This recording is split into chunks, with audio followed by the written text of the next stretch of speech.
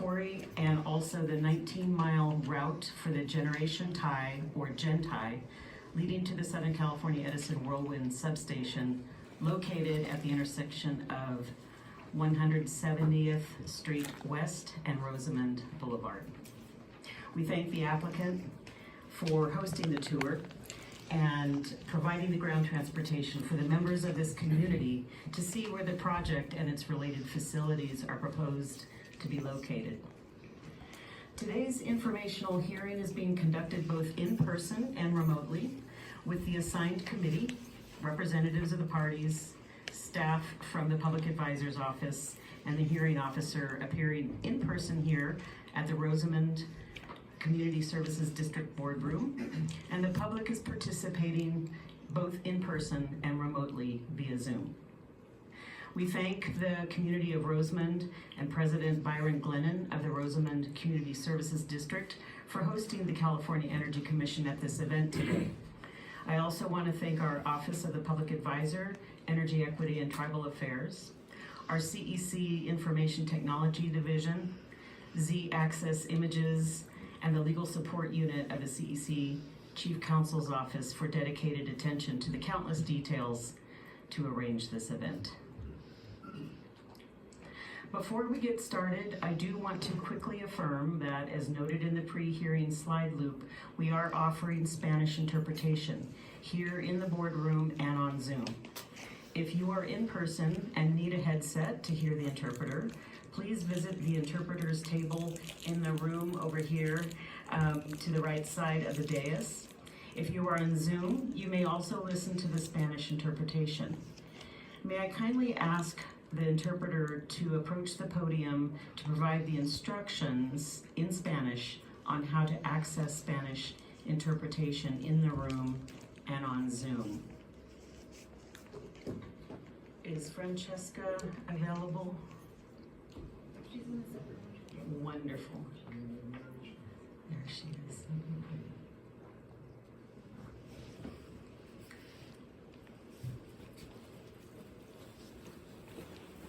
Welcome, Francesca. Thank you. Gracias.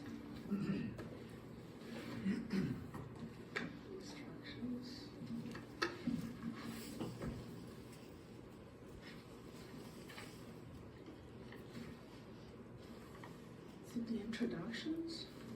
This would be on page 5, under slide 2. Esta es la presentación de la aplicación para la certificación, por el proceso de certificación. I'm sorry, what AFC stands for? Yes, sure. Sorry, this is Commissioner Gallardo. I think it's just the instructions for how someone who is Spanish speaking can access the Zoom channel for Spanish. So the instructions are above here on the slide. I think it's just these instructions above. Oh, I didn't see this. She doesn't have to look at Daré instrucciones de aquellos de ustedes que quieren escuchar la reunión en español. Hay un intérprete disponible a través de la plataforma Zoom para unirse al canal de español. Haga clic en el icono del globo pequeño en la parte inferior de su aplicación Zoom.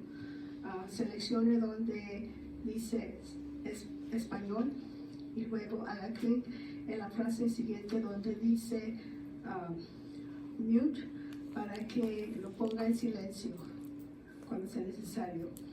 Si tiene alguna pregunta o si gusta hacer algún comentario, favor de oprimir el icon de la mano alzada abierta y envíenos un mensaje en español a través de la función de preguntas y respuestas para ayudarle. Gracias. Thanks. So I will be reviewing the agenda for this informational hearing in more detail in just a little bit. However, I did want to display it briefly right now so you can see where we are at in the schedule for this evening. You will see the agenda displayed from time to time, And the red arrow in the left margin and blue highlighting will help orient us to where we are at. As a bit of housekeeping for people who are speaking here in Rosamond, you will see that we have some fixed microphones, including at the podium. For the formal presentations, public Q&A, and public comment, we will be asking speakers to use the podium to address the committee. For the more interactive aspects of the agenda, including discussion with the committee and responses to the public's questions, we have a floating microphone if you don't have one in front of you right now. And we will also bring the floating microphone to any attendee that would like assistance to access that mic. We ask that you wait until you have a microphone before speaking. And for everyone's benefit, including those listening on Zoom and the court reporter, anytime anyone speaks, we ask that you state your name clearly each time before speaking. So turning now to the welcome and introductions, on behalf of the committee, we want to officially welcome all participants. And first we want to introduce key participants who are convening here today. The California Energy Commission, or CEC, is led by 5 commissioners appointed for 5-year terms to guide and oversee energy policy for the state of California. The proceedings for the Willow Rock AFC are being managed by a committee of 2 of our 5 commissioners appointed by the CEC. And the committee is joining me on the dais today, including presiding member and Commissioner Andrew McAllister, and his advisor Maggie Dang, who's also in the office, and Associate Member and Commissioner Noemi Gallardo. Also in the room today, I will first turn to the applicant to introduce the members of your team, stating your names, titles, and organization.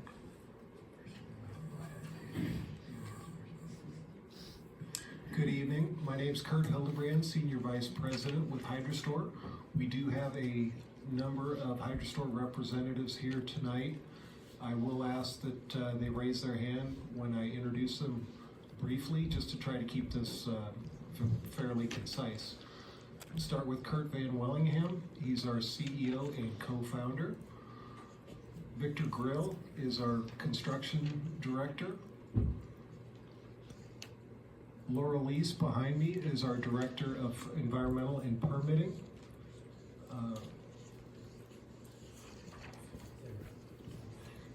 Samrat Mahatni is our geotechnical engineer. He's here to answer any subsurface questions that folks may have. We do have a number of other people. Again, I'm not going to introduce everybody for interest of time, but I will turn it over at this time to our lead counsel, Jeff Harris, with the firm Ellison, Schneider, Donlin, and Harris. Thank you, Kurt. I'll be reasonably brief too. I am Jeff Harris with Ellison, Schneider, Harris, and Donlin. I'm counsel on this. I'm here with 2 of my colleagues, Samantha Newmeyer, who's behind me, I believe, and Jessica Melms. And before management get excited, you're not paying for 3 lawyers. We all wanted to be here today because of the great educational opportunity we had to go and see the site. We always say there's nothing like seeing it, and really appreciate the opportunity to go out there and become educated. And so, and finally, hearing officer, I will guarantee you this will be my best performance because you're going to hear least from me tonight, as you will hear from the rest of the proceedings. So thank you for the opportunity to introduce the folks. So. Absolutely, thank you. And now I'll turn to the CEC staff to introduce yourselves, please. Sure, I'll get this done. Leonidas Payne, Staff Project Manager. We've got Eric Knight, who's our Branch Chief, and Erica Giorgi, Staff Assigned Counsel. We've got some technical topic experts in the crowd, but unless we end up doing questions to them as part of Q&A, we'll have them introduce themselves then. But you people are either in the crowd or online and available for questions as needed. Thanks much. Thank you, Mr. Payne. And now I'll turn to interveners, beginning with CURE. Hello. Good evening. My name is Tara Renhefo with the firm Adams, Broadwell, Joseph, and Cardozo, and we represent California Unions for Reliable Energy, or CURE. Thank you. And Center for Biological Diversity. My name is Zainab Graves, and I'm a senior attorney at the Center for Biological Diversity. Thank you. That includes all of the parties to this proceeding, but I would also like to take the opportunity to recognize representatives of state and local governments and organizations, as well as California Native American tribes and other public officials. If you could just each raise your hand or approach the podium and introduce yourself. We do want to get your voice on mic. Thank you. Hi, thank you. I'm Lorelei Oviatt. I'm the Kern County Planning and Natural Resources Director, here representing the Kern County Board of Supervisors. Thank you.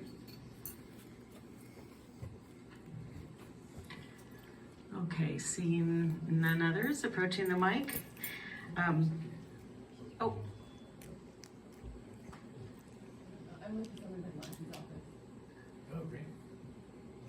I'm sorry, is there a mic that you can, there's a floating mic, thank you so much. I'm Carly Sullivan with Assemblyman Lackey's office. Thank you. So thank you all. We look forward to hearing from you this evening about the Willow Rock Energy Storage Center. And lastly, but certainly not least, I want to thank the team that's worked to make this event happen. Mr. Armand Angulo with us today from the CEC Public Advisor's Office, and the actual public advisor herself, Mona Body, is participating remotely. Wendy DuBose and Blanca Camberos from the CEC Chief Counsel's Office Legal Support Unit. Kevin Williams from our IT Support Division. Where's Kevin? I don't even see him. Okay, all right. He's behind the scenes making all of this work, as well as Dave Saltman and David Strasburger from the Z-Axis Images, and then Elise Hicks, our court reporter, and Francesca from our Spanish interpretation team. So thank you all very much. So now that we have set the stage, I would like to turn the hearing over to the commissioners leading the review of this application for certification to provide opening remarks, starting with presiding member and Commissioner McMaster. Well, thank you, Renee. Really appreciate it. And all the work, just would reiterate all the thanks, including to you, for all the work leading up to this moment. We've been iterating this project, right, for a number of years now, and so it's really nice to have the opportunity to come here and be with all of you and to really get calibrated and sort of see the status of everything going on and be able to ask all the deep and probing questions. I guess that's a bad pun in this case, but really happy to be here. I've really enjoyed the site visit and really looking forward to digging into that again. Sorry, but really want to thank everyone for coming, particularly members of the public, and just the interest who are linked to this place, because this, the nature of these proceedings, and Commissioner Gallardo will talk about. She leads our siting work, and I'm sure we'll talk a little bit about that. But the context, within what we're doing in California. We've got a big project to transition our grid to a green grid. We're installing a lot of new technologies. We need innovation, and we really want to kind of encourage all the flowers that are going to bloom. And so obviously that's not to prejudge this proceeding, but I think it's gratifying to really have all of you in the room to be able to hash out, really figure out what the path forward is here. And there's nothing like doing that in the community that's going to be affected, and having everybody in the room to really participate wholly and with their full selves and really get that record developed so we can make good decisions. The lifeblood of good decisions is participation from the public. So I really want to just thank again you all. So again, I think there's a lot of interesting and innovative components to this project, but the siting process is very rigorous, and there are no corners to be cut here. So we really have to put it through its paces, and we'll be asking a lot of questions to the applicant and all the partners, and try to get a handle on just all the issues that this brings up as the Energy Commission figures out how to use our authority in this siting process. And so I want to just thank just the staff and the public, and I also want to acknowledge Lorelei Oviatt. Just you've been a steadfast local partner in all this, and just the depth of knowledge you have about the county and the processes and just sort of the various issues that come up. It's just that depth of experience and knowledge is really just priceless, really. So I think that's all I want to say to kick off. But really looking, we're here today, but there will be an agenda and a schedule that sets the course ahead. We are under a timeline, so we do have statutory obligations to get this done in a reasonable time frame, and we're serious about doing that. So really looking forward to all the engagement from the applicant, the interveners, and all the different stakeholders involved in the process. So really appreciate everyone being here, and I think we're getting off to a nice first step here, so thanks. And pass it over to Commissioner Gallardo. Oh, and I did want to actually say one other thing. Somos bilingües, yo hablo también. Seguramente la traducción, digamos, disculpas por cambiar de idioma, pero quiero asegurar a todos que cuando necesiten hablar español pueden hablar directamente a los comisionados. Así que vamos a entender y todo ni un problema. La diversidad es una ventaja que tenemos aquí en California, que tenemos bastante diversidad de opinión, y eso incluye culturalmente y de lenguaje también.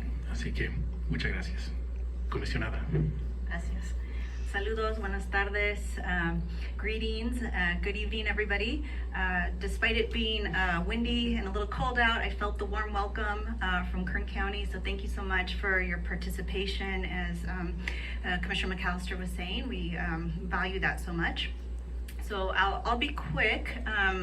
I do oversee the siting proceedings at the Energy Commission, which includes the applications for certification, which focus on thermal. It's our traditional program that we've had, and also our newest certification program, which is opt-in, that focuses on clean energy generation facilities. So if you do have any questions about that, I'd be happy to stay after, and we can talk more about that. We also have our experts here in those realms as well. But again, I'm really happy to be here, excited to learn more about this particular project, and happy to be the associate commissioner here alongside Commissioner McAllister to make the very important decisions on this proceeding. I'll end it with that so we can move forward. Thank you, Commissioner. One more thing, sorry. I see people standing, and I'm all about hospitality, and want to make sure if folks, is there anyone who wants a chair that's standing right now? Could you raise your hand? Because there are extra chairs, and there are seats open. So before we move forward, anyone? Please feel free to come in. If there are seats next to you, if you're sitting, please let them know so they can easily find it. So over here on this side too. Okay. Everybody else, you're good? Okay, I'll treat you like adults, you decide. Thank you. Thank you, commissioners. So before we begin the presentations, I do want to provide a roadmap of today's agenda. For the presentations, I'm going to present first as the hearing officer, and I'll begin by describing the CEC's permitting authority and this application for certification and the process. I will outline a few of the rules applicable to these proceedings and also briefly introduce the Willow Rock AFC. After that overview, Mr. Angulo from the Public Advisor's Office will discuss opportunities for public participation in the Willow Rock AFC and share general information on tribal consultation and participation. Following that, we will have a brief public comment period.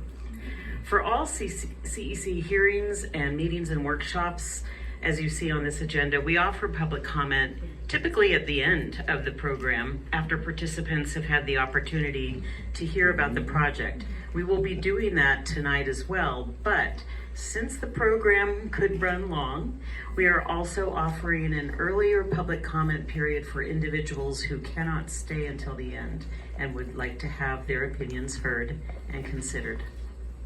So after the first public comment period, we will have presentations from each of the parties to the AFC for the Willow Rock Energy Storage Center, beginning with the applicants, and then the interveners, CURE and the center, followed by CEC staff, who will describe its role and responsibilities in reviewing the AFC for Willow Rock, including engaging with other agencies, the public, and its tribal consultations to date.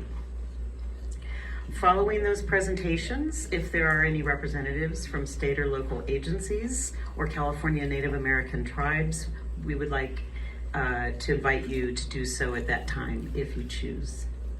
Following those presentations, the applicant will be given an opportunity to respond to the presentations and issues raised by the parties. Following the applicant's response, the committee will engage the parties in further discussion on the key issues. Then, towards the end of the agenda, we will have a public question and answer period during which any attendee will be allowed to address questions to the applicant or Energy Commission staff. And then we will take public comment one last time.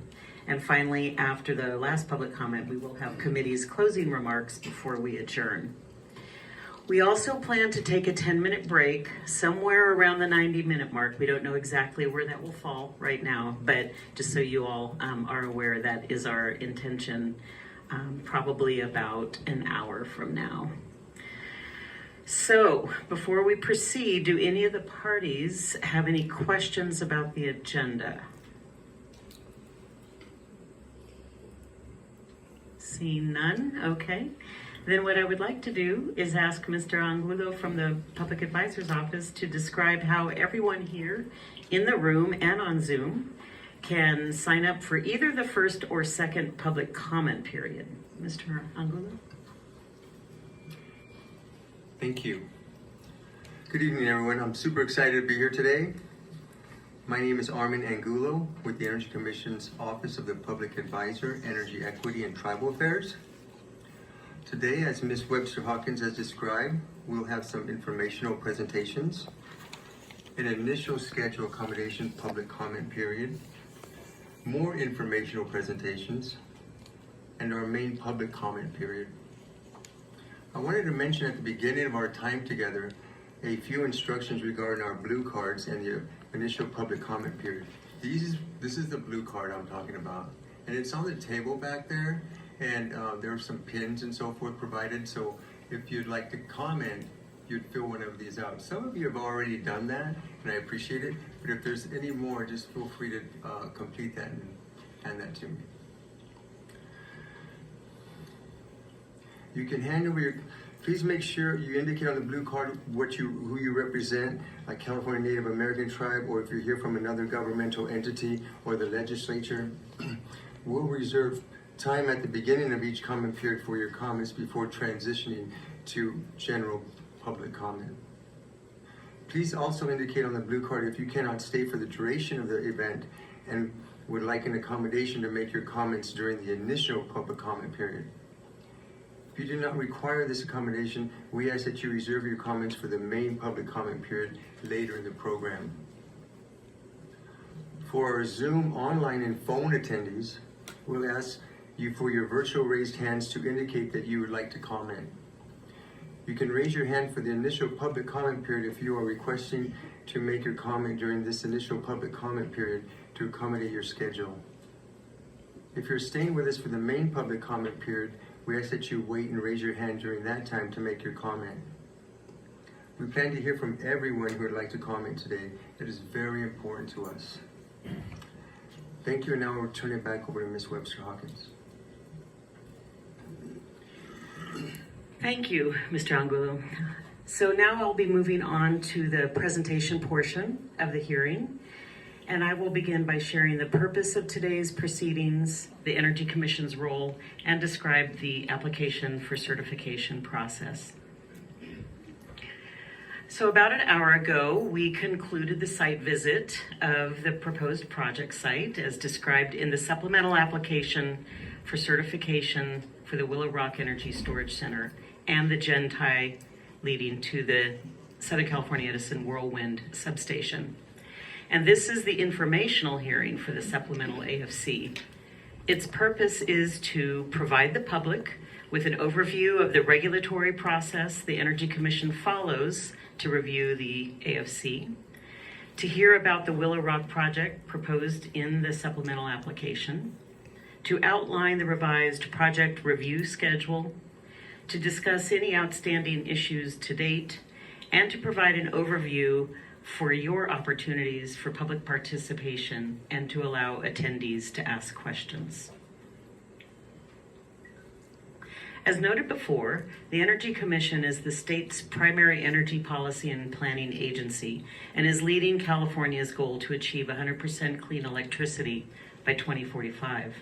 The committee appointed by the Commission is conducting today's informational hearing to discuss the supplemental application filed by the applicant for the Willow Rock project. The application is before the Energy Commission because the Warren-Alquist Act gives the Energy Commission the exclusive jurisdiction to license, or as we say, certify, new thermal power plants that generate 50 megawatts or more of electricity. The Commission's certification takes the place of other licenses or permits that would otherwise be needed to build or operate a power plant. The Commission is also the lead agency for this project under the California Environmental Quality Act, or CEQA, and conducts an environmental review under our approved certified regulatory program implemented in Title 20 of the California Code of Regulations. Under this certified regulatory program approved by the Secretary for Natural Resources, the Energy Commission will review the potential environmental impacts. The Commission will also assess the project's design, including the engineering, safety, and reliability of the proposed project. The Commission will also review the project for compliance with state, local, or regional laws, ordinances, regulations, and standards, which we often call LORs for short.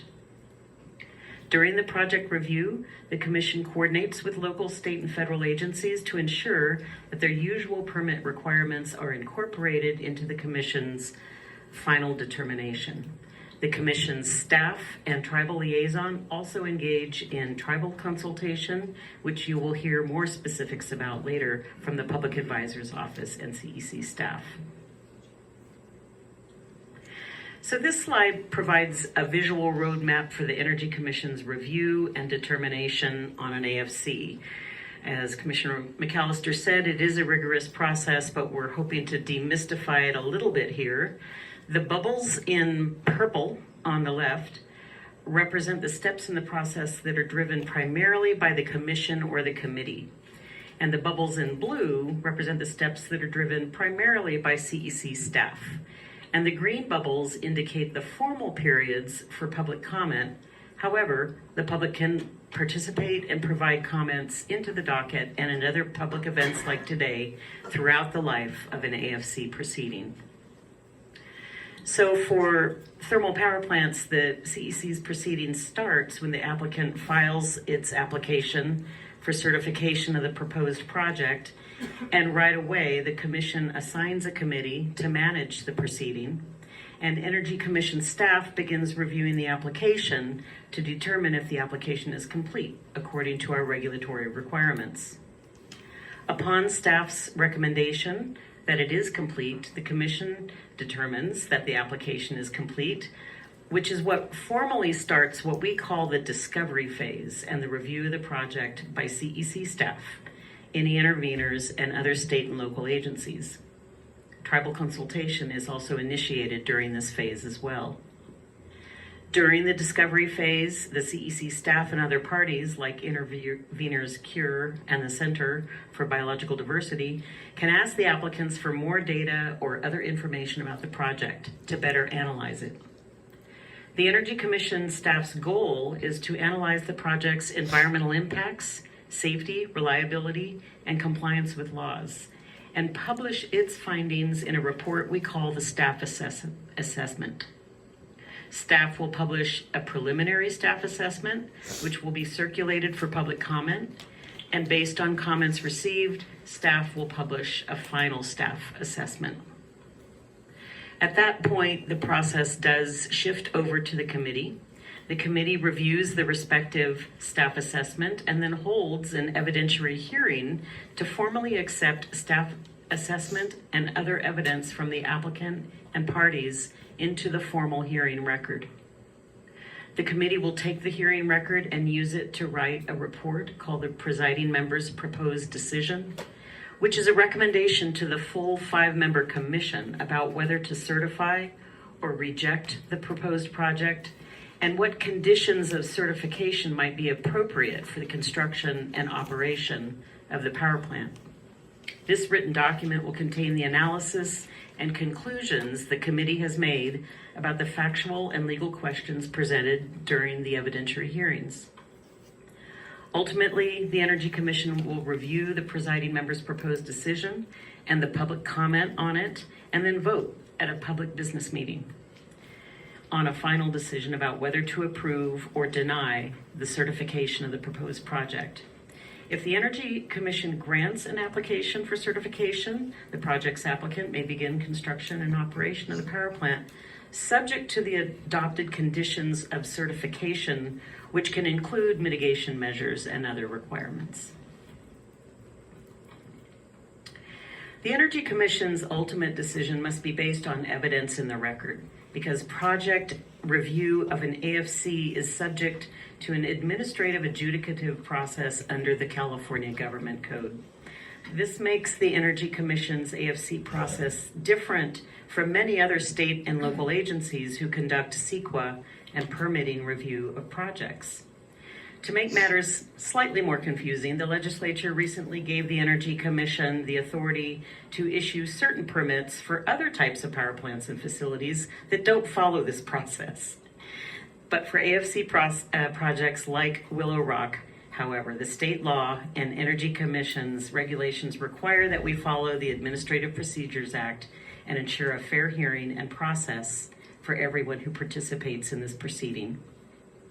So one important way that we ensure this fair process is through the ex parte rule, which states that parties to a proceeding and interested persons, which is to say the general public, everyone here today, are prohibited from communicating with presiding officers about anything that may be in controversy or in dispute, unless notice is given that allows an opportunity for all other parties to participate in that communication, or the communication is in a writing shared with the public and the parties. And the preferred way is to submit written communication by filing it in the docket for this proceeding. Prohibited communications can include voicemail messages, text messages, emails, letters, phone calls, and in-person discussions, essentially any form of communication. And so in this proceeding, the presiding officers are the members of the committee, Commissioner McAllister and Commissioner Gallardo, and any of their advisors. It also includes the other 3 members of the commission and their advisors. And it also includes myself and hearing officer Ralph Lee for this proceeding. Ex parte communications are also prohibited with individuals assisting these presiding officers, which for this proceeding includes anyone serving as an advisor to the commissions, and any attorney or other expert assisting the committee or commissioners with this proceeding. So it is also important to remember that CEC staff is considered an independent party under the evidentiary process for the review of an AFC. So even though the CEC staff and the committee members are all part of the California Energy Commission, the staff functions independently from the committee, just like any other party to this proceeding. So the ex parte rule is applicable to communications from the CEC staff to presiding members, just like all other parties and members of the general public. So turning to the application at issue in this proceeding, The Willow Rock Energy Storage Center application was initially filed on December 1st, 2021 by GEM ACASE LLC. The project was proposed an advanced compressed air energy storage facility to be located at 8684 Sweetser Road, northwest of Rosamond. Many of us here were present in this boardroom on August 11th, 2022, for the site visit and informational hearing on that original application. After significant discovery and data exchanges between the applicant, CEC staff, intervenor CURE, and other public agencies, and further geotechnical and biological studies, the applicant determined that the original site could not be optimized for construction and operation. So without objection by the applicant, the committee suspended the discovery phase for the Willow Rock AFC on August 11th, 2023. Beginning March 1st, 2024, the applicant began submitting documents for the supplemental AFC for the reconfigured project located at the new site we visited earlier today.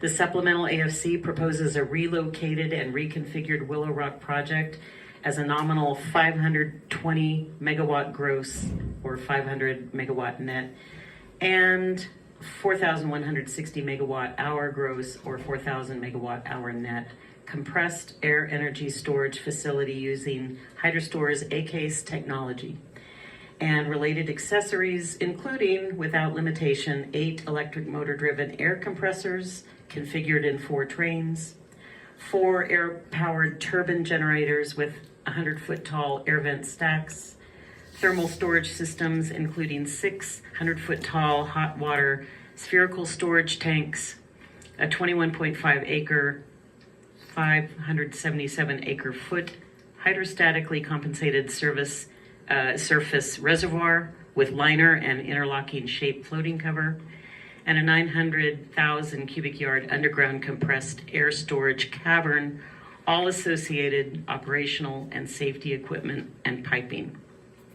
The new location is an 88.6 acre portion of the approximately 112 acre parcel that we visited north of Don Road and between State Route 14 and Sierra Highway, within the unincorporated area of Kern County, approximately 4 miles north of Rosamond.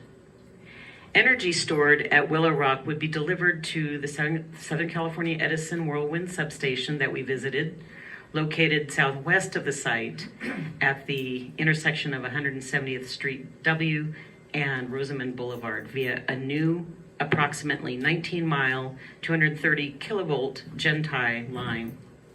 Willow Rock would be capable of operating on a 24-hour basis, 365 days a year, with an approximately 50-year lifespan. So upon staff's recommendation on July 16th, 2024, that the supplemental AFC was complete, the committee terminated the suspension of the AFC and restarted the discovery process anew. On August 30th, 2024, the committee granted the petition to intervene filed by the Center for Biological Diversity. And although the committee encouraged the parties to meet and confer on a proposed schedule for the remainder of the supplemental AFC, there were some differences of opinion that led to separate proposed schedules. And so on September 9th, 2024, the committee issued a revised scheduling order taking into consideration the proposals submitted by the parties. So this slide shows the key dates for according to the revised schedule for the proceeding. More detail about the rationale for the schedule are included in the findings and orders published by the committee on September 9th, 2024. But in general, the committee has ordered the close of discovery on January 13th, 2025, the preliminary staff assessment to be filed 90 days later on April 14th, 2025, and the final staff assessment to be filed 45 days after public comment on the preliminary staff assessment, but no later than July 14th of 2025. As is usual for AFCs, the evidentiary hearing and decisional documents will follow based on the sufficiency of the evidentiary record and the number of issues remaining in controversy. Because this is an additional informational hearing and the revised scheduling order was already published, there will be no scheduling order following today's informational hearing. The committee acknowledges that the applicant submitted a letter response to the revised committee scheduling order and appreciates the information provided about the applicant's desire for an expedited schedule. That said, all parties should consult the revised scheduling order, which does direct parties who seek relief from the schedule to first use best efforts to meet and confer with all parties to resolve the concern, and then failing that, to file a motion asking for modification of the schedule. So as I conclude my hearing officer presentation, I do want to give the parties and the public some additional guidance. Let's see, is there an additional slide?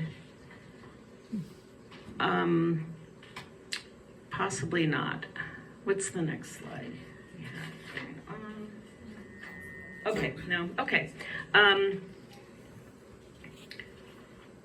You're going to be hearing throughout this presentation of other resources on the CEC website of how to follow our events, subscribe to the docket, and do recognize that if there are any meetings or public events for this proceeding, the law says that the CEC must give the public at least 10 days notice of the date and time of the meeting.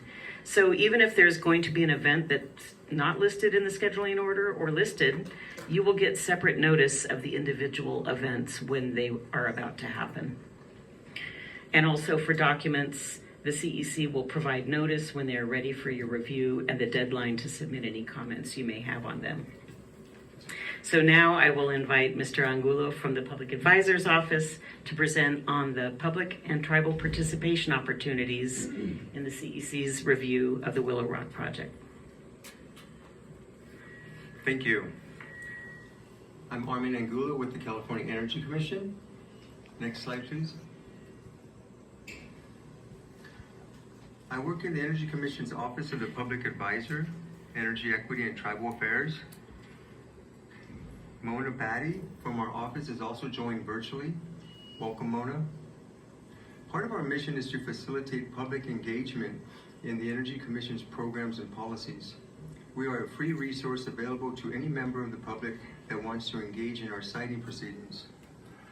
I'll be sharing our contact information on my last slide of this presentation. Next slide, please. I want to take a step back and briefly introduce the California Energy Commission. The California Energy Commission, also referred to by our acronym, the CEC, was created by statute in 1974. The CEC is the state's primary energy policy and planning agency. We have a variety of functions and work closely with other energy-related agencies like the California Public Utilities Commission and the California Air Resources Board.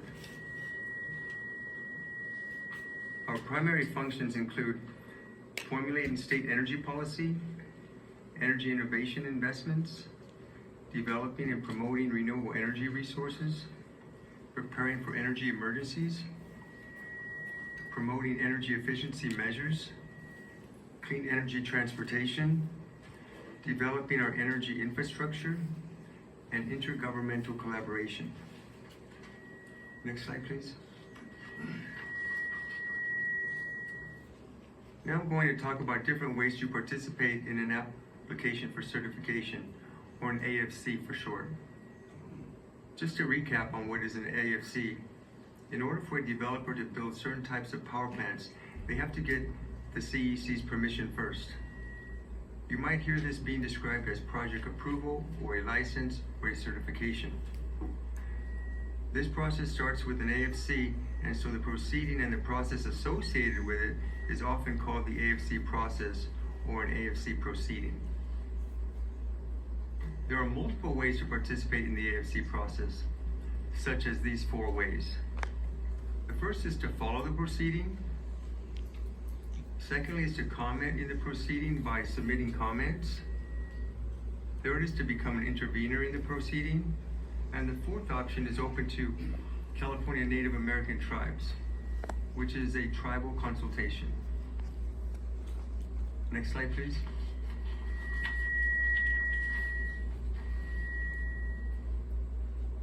One of the most popular ways to participate in our proceedings is just to follow them. I will now go into more detail on how to follow this proceeding. You can follow proceedings by reviewing materials we post on our website, signing up for email updates, and by attending events like the one here today. Our website is a great resource because we post a lot of information there. Our website has a specific page for each proposed project. On the left side of my slide, you will see the web page. For the proposed Willow Walk project, it has an information on the proposed project and project status. It has a place where you can subscribe for free email updates on this project under Subscribe.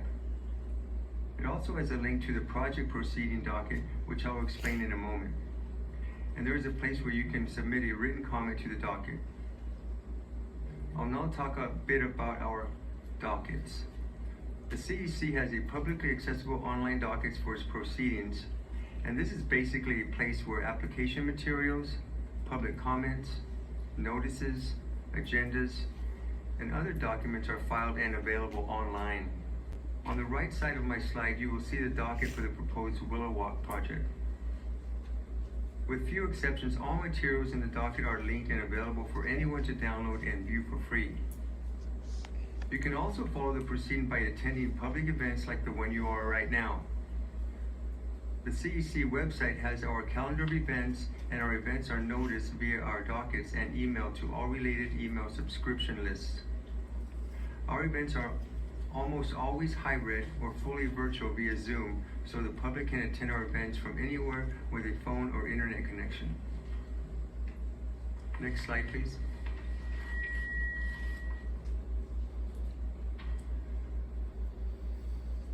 The other way to participate is to comment on a proceeding. As in all CEC programs and policies, any person can comment verbally at a CEC event or in writing. Please note that comments will become part of the public record with access available via internet search engine.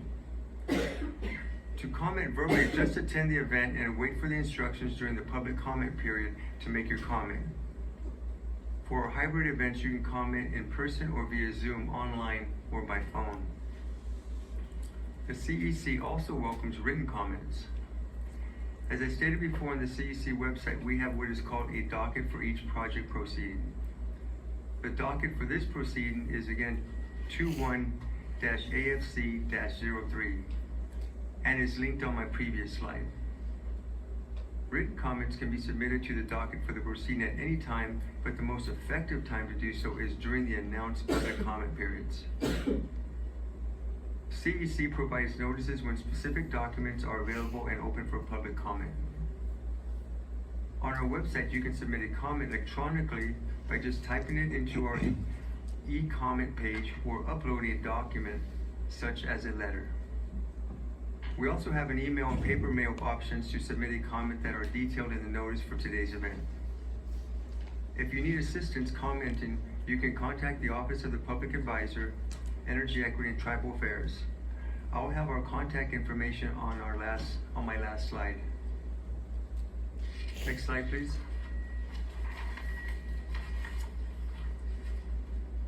And yet another way to participate in a proceeding is to intervene in it. To intervene, you must apply to become an intervener by submitting a petition to intervene to the docket. The deadline for these petitions is 7 days after CEC staff dockets its final staff assessment report. Then the CEC committee will approve or deny your petition. If your petition is granted, you will be an intervener in the proceeding and have the same rights and responsibilities as other parties in the proceeding. Next slide, please. And the fourth way to participate is available to California Native American tribes. The CEC invites tribal consultations in this and other citing proceedings. Tribal consultation letters went out from the CEC in July of this year, with electronic copies sent out in August. Gabriel Rourke from the CEC Citing Division is the point of contact for consultations on this proceedings. Gabriel or members of his team are attending virtually today. The next and final slide, please. Thank you for attending this event and your interest in this proceeding. Here's my office contact information. As I previously mentioned, I will share. If you have any questions or need any assistance participating in this proceeding, please reach out. That concludes my presentation. I'll turn it back over to Ms. Webster Hawkins. Thanks.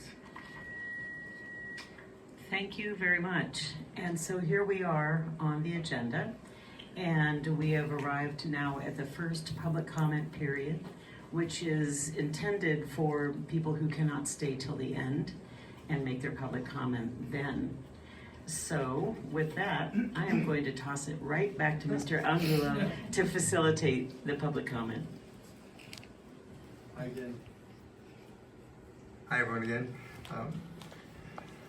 For the record, I'm Armin Angulo with the Energy Commission's Office of the Public Advisor, Energy Equity and Tribal Affairs. The CEC welcomes public comment at this event. This initial public comment period is to accommodate speakers who cannot stay for the duration of the event and would like to make their comments before leaving early from the event today. We ask that if you are staying, that you reserve your comments for the main public comment period later on in the agenda. Please be assured that we plan to hear from everyone who would like to comment at today's event. First, we'll hear from California Native American tribes or other governmental entities and any legislative offices, then go to general public. We'll start with the blue cards in the room from the speakers who have indicated they are here to speak on behalf of the California Native American tribe or other governmental entity or a legislative office, then transition to Zoom. If you haven't filled out a blue card and would like to comment in the room, please do so now and hand it to me. If you're joining by Zoom and would like to speak on behalf of a California Native American tribe or governmental entity or any legislative offices, please raise your hand on Zoom at this time by clicking the raise hand feature on your screen. It looks like an open palm, or press *9 if joining by phone.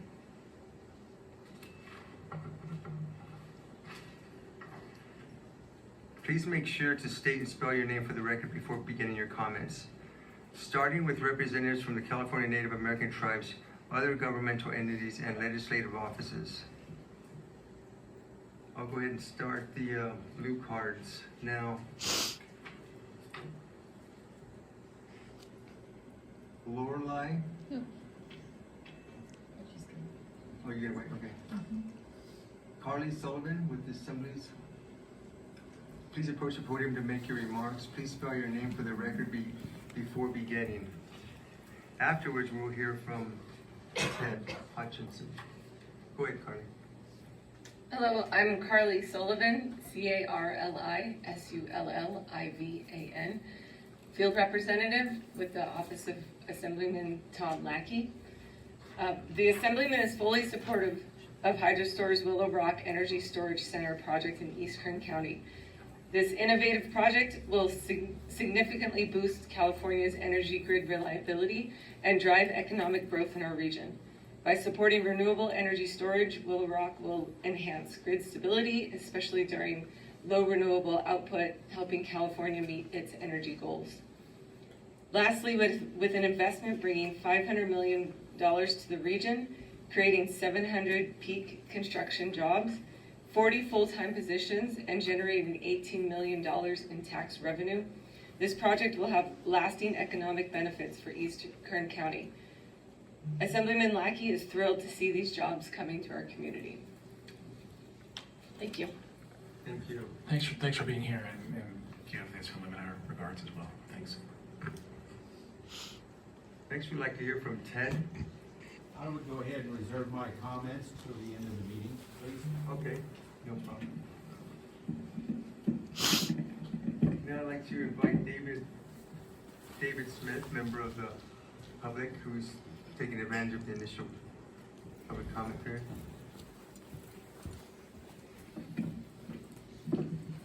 Dr. David Smith, DAVID, SMITH, the CEO of Mojave Air and Spaceport. So I speak not as the CEO, but as a citizen of Aerospace Valley here. Mojave Air and Spaceport is where imagination flies. where Burt Rutan built an airplane that flew unrefueled nonstop around the world. Where at Edwards Air Force Base, William J. Pete Knight flew higher and faster than any other human on Earth. That record broken at Mojave Air and Spaceport. This is the hub of innovation, not only in aerospace, but in delivering energy to our community. It is fitting that this aerospace valley is the place for this kind of innovative technology. I believe it is part of our human drive and interest to see us move forward on multiple fronts. We at Mojave Air and Spaceport will fly higher and faster and do things unheard of in aerospace. Our partners doing this unique technology on the ground is absolutely essential to the growth of our society. So I speak in favor of the project as a citizen from the Aerospace Valley. Thank you. Any other comments in the room?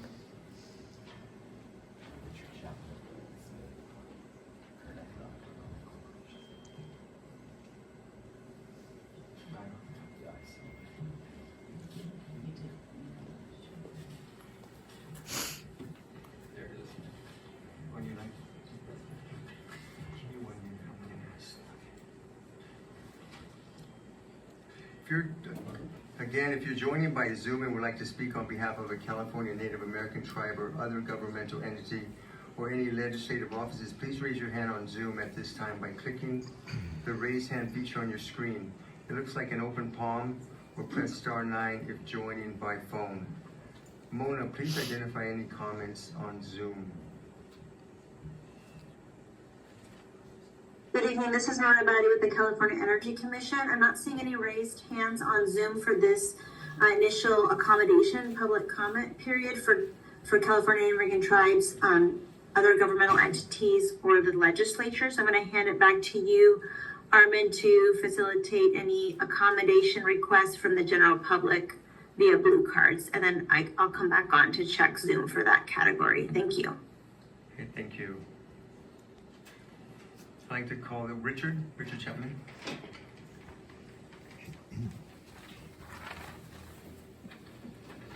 Good evening, commissioners.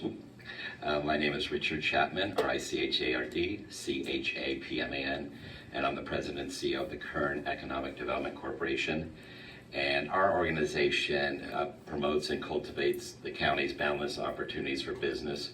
We're a 185 member strong coalition of business, government, and education. And our litmus test, whether to support projects or not, are threefold. Does the project create capital investment?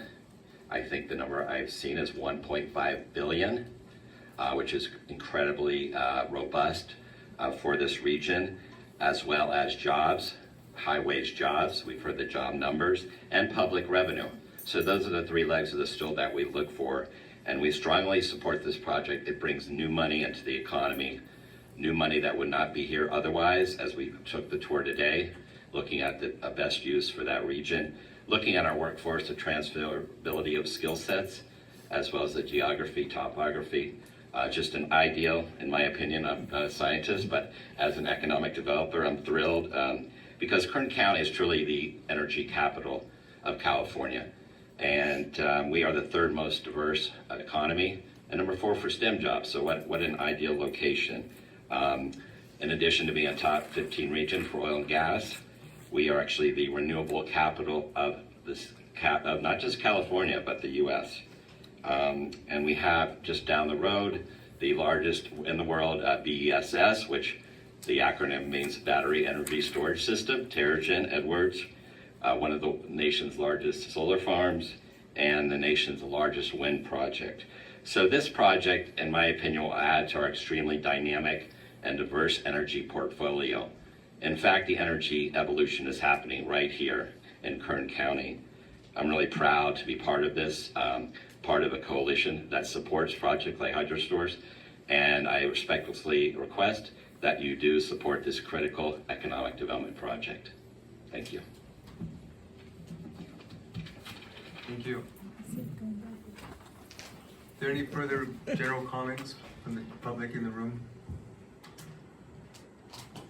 Not seeing any. If there are no further comments in the room, we'll transition to Zoom. Mona, please identify anyone on Zoom. Thank you. This is Mona Abadi again with the California Energy Commission. If there are any members of the public who would like to comment and use this initial accommodation public comment period, please use the raise hand feature on your screen or *9 if joining by phone. And I am not seeing any raised hands for this initial public comment period, so I will hand it back to Renee Webster Hopkins, the hearing officer. Thank you so much. Thank you, Public Advisor. So returning to our roadmap and the agenda for this evening, we can see that now we are going to hear formal presentations from the applicant, the interveners, and CEC staff about the Willow Rock Energy Storage Center. I want to thank everyone for providing your slides in advance so that we could collate them in this slide presentation. And so for this segment, we're going to ask each presenter to address the committee from the podium. Please remember to identify yourself for the record before you begin speaking. And then additionally, if anyone happens to have a colleague participating remotely who is part of your formal presentation, please let us know at the beginning so that our Zoom caretakers can prepare to open their line when you are ready for their contributions. So with that, we will begin by inviting the applicant and your representatives to the podium to begin your presentation to the committee. Welcome. Good evening. My name is Kurt Hildebrand, Senior Vice President with Hydrostor. It's our pleasure to be here tonight to share additional information in connection with our proposed project. I'd also like to thank members of the public. This is great to see the level of interest in our project, and we do very much appreciate your time and interest as well. Next slide, please. I'd like to begin with a brief outline of our presentation this evening. We'll begin with an introduction of Hydrostor and also a discussion of our advanced compressed air energy storage technology. We do have Curtis Van Wellingham, our CEO and co-founder, with us tonight. So nobody better to talk about our history and our technological evolution than Kurt. I'll next return to the podium to dig in a little deeper, pardon the pun, on our Willow Rock project, talk about our location, some of our details and renderings. We drove the transmission line route for folks on the tour today, but we'll talk about that in a little more detail. Discuss the overall development timeline. Also get into some more details on the economic benefits to the region from the project. And finally, talk about some of the advantages of our optimized site that we toured earlier today. So with that, I'd like to introduce Kurt Van Wellingham, again, our CEO and co-founder of Hydrostor.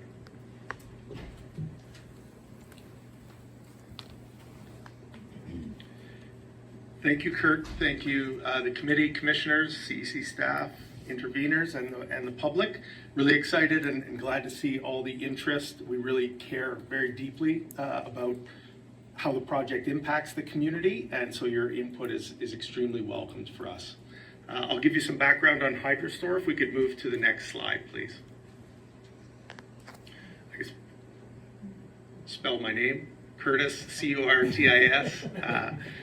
Last name Van Wellingham, V-A-N-W-A-L-L-E-G-H-E-M. Next slide, please. So a quick overview of Hydrostor. We were founded in 2010. We built some pilot plants to prove out this technology, patented it, and then we've started to look where could we build our flagship project. That's what's brought us here to Kern County, where we secured the interconnection and now seeking the CEC's support and certification to go forward into construction. We're really a technology company, but we're also an independent power producer. We develop projects, we fund them, we own them, and we operate them for the long term along with different partners. That's kind of our basic business model. We have one commercial operating project, a much smaller scale, in Canada, Ontario, at the moment. It's been running for 5 years, supporting reliability of the electricity grid there. We have this project and a sister project in Australia we're working on now, this one being by far the largest and the flagship that we would look to bring customers from all around the world to come see it as we look to roll this technology out worldwide. Our key investors are Goldman Sachs Asset Management through their private equity group, as well as the Canadian Pension Plan. They've collectively given us over $300 million and have recently committed to giving us additional capital for this project, but also to grow the business in general. Next slide, please. So this is a basic that you can see of the technology. So underground, about 2,000 to 2,500 feet. We hollow out the rock. I know in the visual it kind of looks like there's something there. That's really just meant to show it is a hole in the rock. We just mine out the rock and bring it up to the surface. There's no plastic or anything else kind of brought down there. Then you see the power plant as well as the reservoir. I'll walk through on the next slide kind of how it works so that everybody understands. But some of the big advantages, it is proven. There are compressed air plants around the world, albeit they had some drawbacks. They had some emissions because they burn natural gas, and they were limited. You could only build them where you had a salt formation. Our patents allow you to build it anywhere there's competent rock, and it eliminates the emissions because we have no natural gas in our process, and it makes it a lot more efficient. That's why we're gaining the investment and attraction of customers and investors. It's meant for long duration storage, so it really doesn't compete directly with batteries. The bigger we make the hole in the ground, the more hours you have. And the cost of adding an hour is about 1/10 that of a battery, and it lasts much longer. So it's just a complementary tool in the toolbox in the energy capital of California and the United States. Flexible siting, a big advantage. We can go. Another technology we kind of compete with is pumped hydro. Very difficult to find sites that have the elevation and that amount of water. So the solution is quite unique and brings something new to the table to complement the other solutions out there. Emissions-free, low cost, and it is a very long life asset. I believe it's closer to 100 years, but we kind of cap it at 50. But it will be a long contributor economically to the region. Next slide, please. So the basics on how our process works, very simplistic kind of diagram.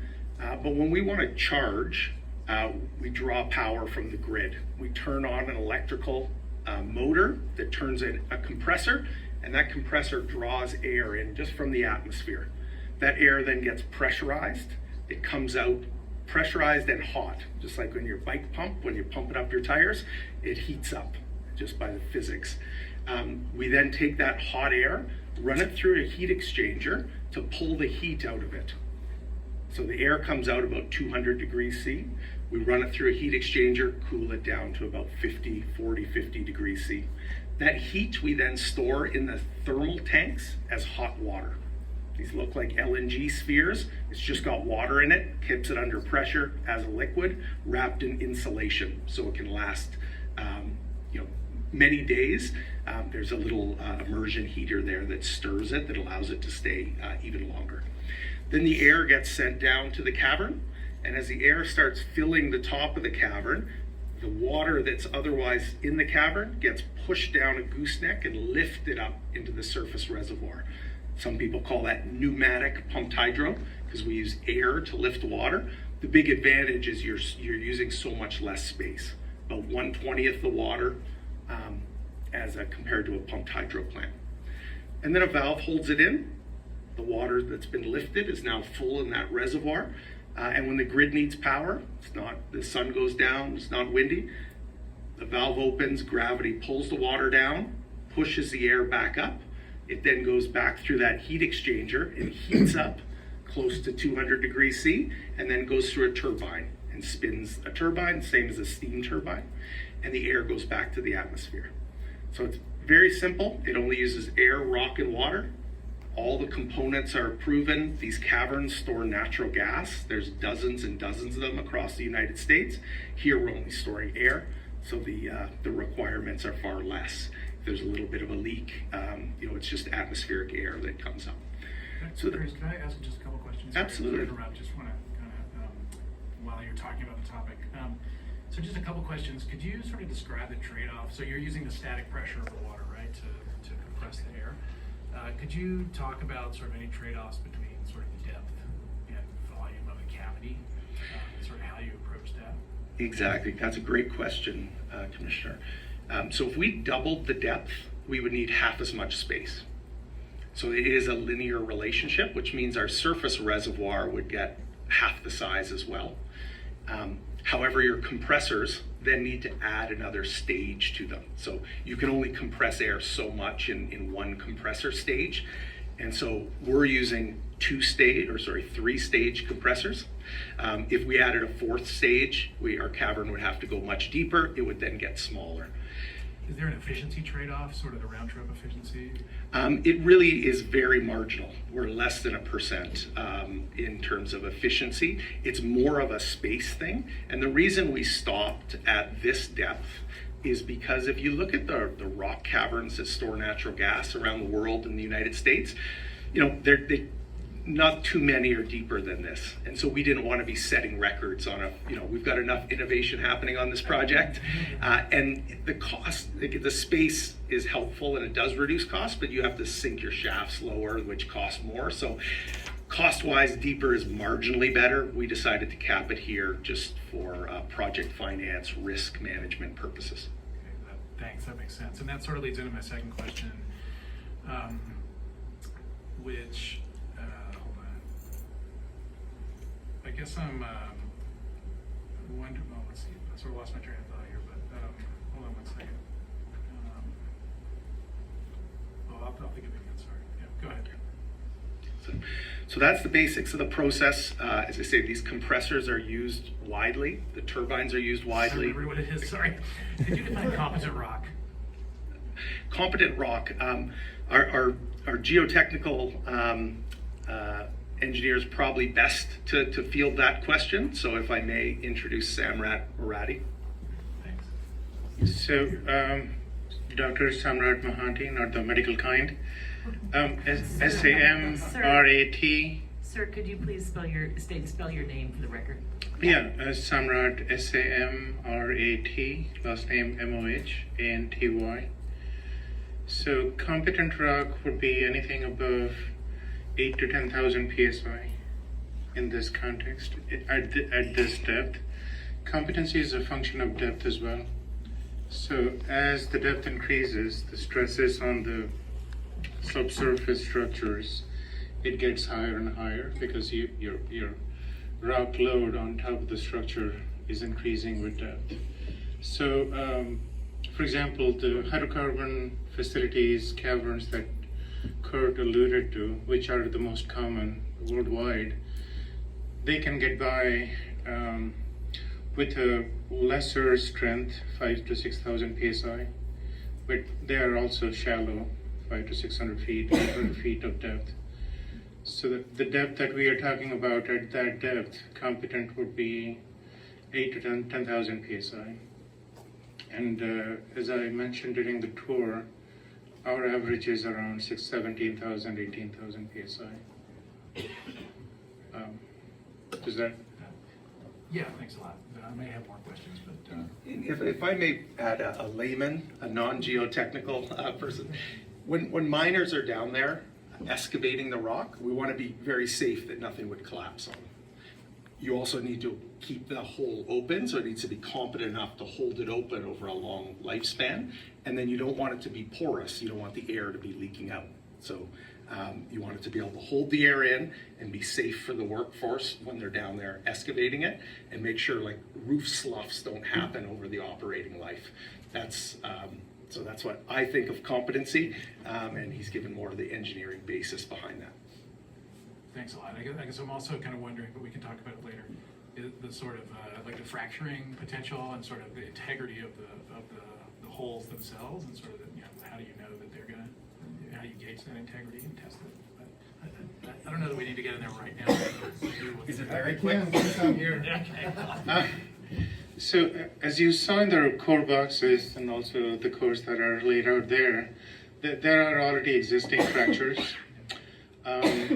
However, once the stresses I was talking about, once the excavation is in place, the stresses acting both laterally and vertically, they tend to keep the blocks together.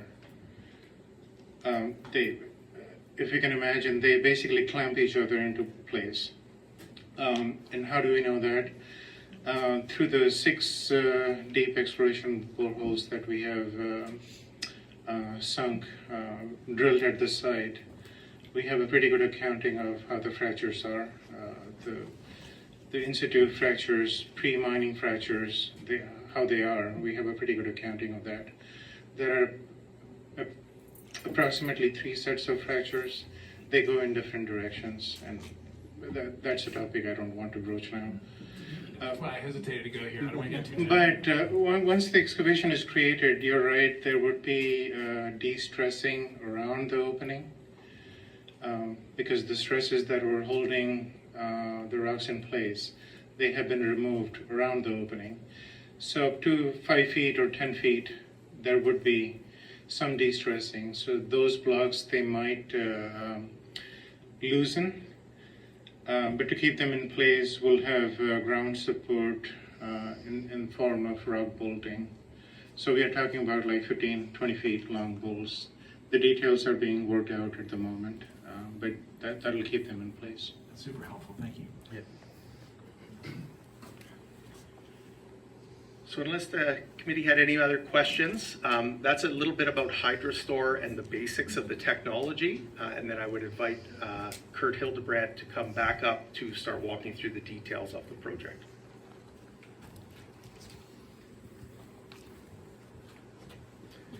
Thank you, Kurt. Next slide, please. And as far as rocks, again, a layman, we have a box of core samples back here. These were actually drilled at our site. We drilled 6 boreholes to date to approximately 3,000 feet.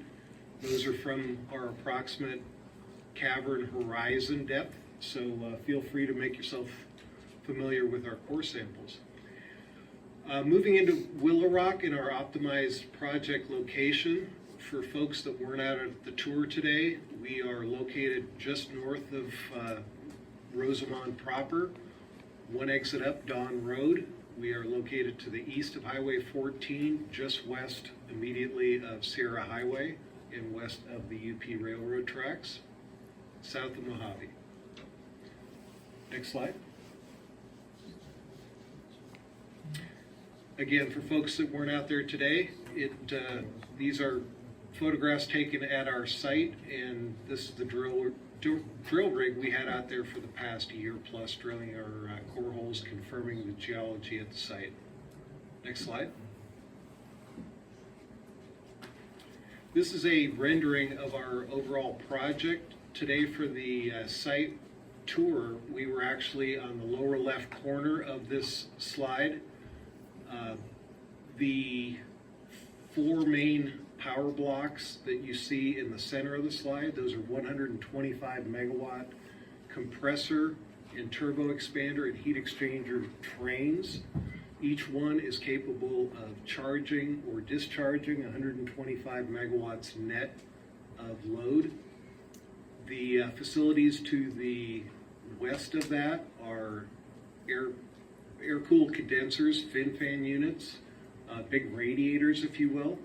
And the spherical tanks are water tanks that we store our hot water in. That is our thermal storage system. So they may look a bit mysterious, but they're just storing hot water. And again, the railroad tracks to our east, Sierra Highway to our east, State Route 14 to our west. Next slide. transmission line route, we were not able to take Dawn Road west over to Mojave Tropico Road.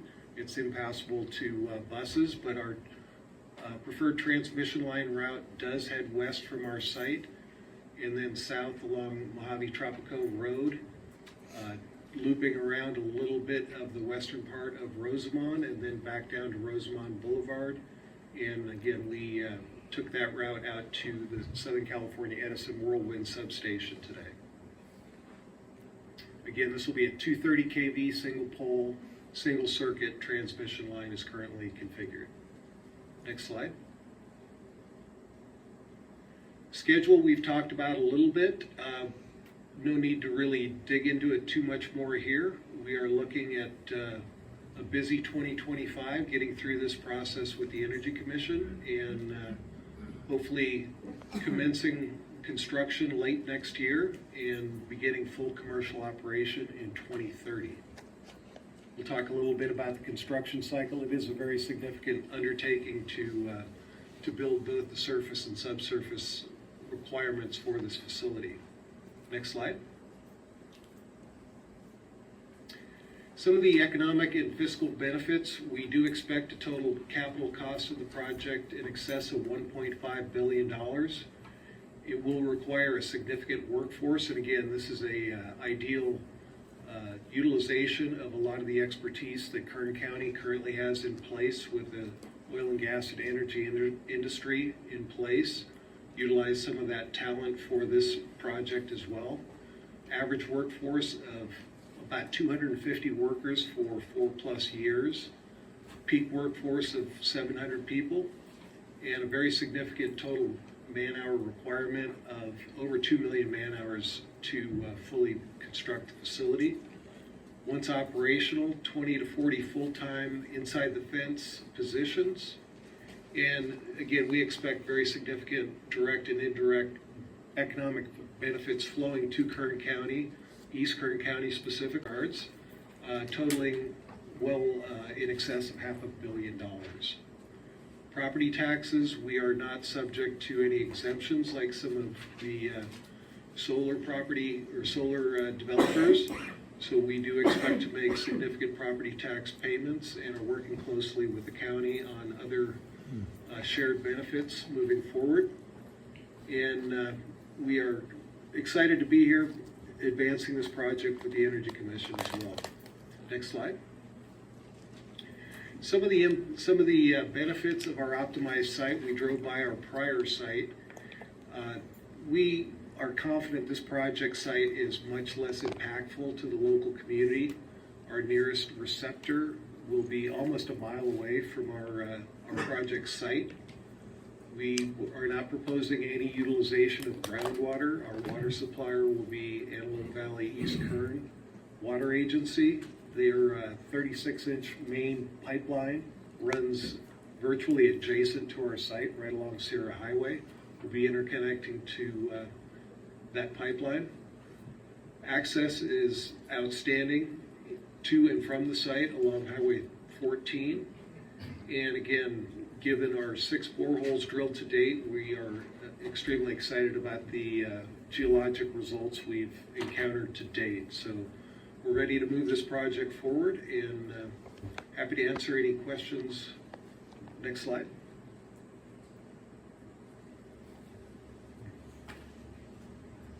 Thank you for your time. Thank you, Mr. Hildebrand. Next. Yes. Oh, absolutely. So I have a few questions. On the community portion, you indicated that you were working with local residents to ensure the project is compatible. Could you speak a little bit more to what that looks like? We've been active in the Kern County community for pushing 4 years now, making presentations, meeting local community groups, and presenting our project, letting them know where we're at in the process, how they can become involved. I think part of this is evidenced in the interest tonight that we're seeing here, so we have been very active in the local community, making them aware of providing any and all comments throughout the process. Okay, so mostly focused on education for Correct. the community. Okay, and then I am also curious about the more permanent jobs. It says here 25 to 40 full-time equivalent positions. What does that depend on, whether it's closer to 25 or closer to 40? We are still in the late stage design and operational assessment phase of our project. Again, as we've mentioned previously, this is the first of its kind, our flagship, if you will. So we don't want to, we are 5 years away from operations, so we don't want to misrepresent anything. This is the first of its kind. We may need more, we may need less, we just honestly don't know. So we want to provide our best estimate right now, and that's 25 to 40. Okay. And then, this is more of a suggestion than a question. It says man hours. I would say work hours maybe is more appropriate. Fair enough. I caught myself when I said that as well. Thank you. No shame, I think. Okay, let me just look real quick. I think I'm good. Actually, I had a question for you as well, Kurt. Could you talk a little bit more about the water requirements? So it's great that you have the 3-foot, the pipeline, 36-inch pipeline right next door and everything. So you charge it, and you've got a reservoir of water that's not necessarily used up or anything. But what is the makeup water requirement once you sort of are in operation? Great question. I thought we had some more numbers in there. We will require between 1,100 and 1,200 acre feet of water to go commercial. Half of that water will be utilized during construction for dust control and just various construction activities. So call that 600 acre feet. We will need another 600 acre feet plus or minus to charge our reservoir one time. So once we do so, that reservoir will be filled and ready to go. One interesting and wonderful aspect of our technology is that we actually extract water, liquid water, out of fresh air. When we compress air, we actually capture that humidity in the air, collect it, reutilize it for beneficial purposes. Happy to go into more detail, but a brief summary is, given that this is a fairly dry climate, we expect a net water balance of a positive 30 acre feet a year. So I'm not sure how many project proponents you've had that are squeezing fresh water out of thin air, but we do expect to have a net water surplus annually from our production. Wow, that's really interesting. So if to the extent you need makeup water, you'll have it right there just with the condensate. We will maintain our interconnect to the AVIC pipeline, but we will seek beneficial uses for our excess in the event we have some. That's great. Thanks. Since we're asking some technical questions, Commissioners, I also wanted to draw your attention to the fact, since we're in a supplemental phase for this AFC, the applicant has the benefit of having the East Kern Air Pollution Control District final determination of compliance sooner than we normally get it in our process. I'm wondering, Mr. Hildebrand, can you address what air quality issues that FDOC covers and what conditions might be on the project as a result of the air district? I'm going to turn that one over to Laurel Field.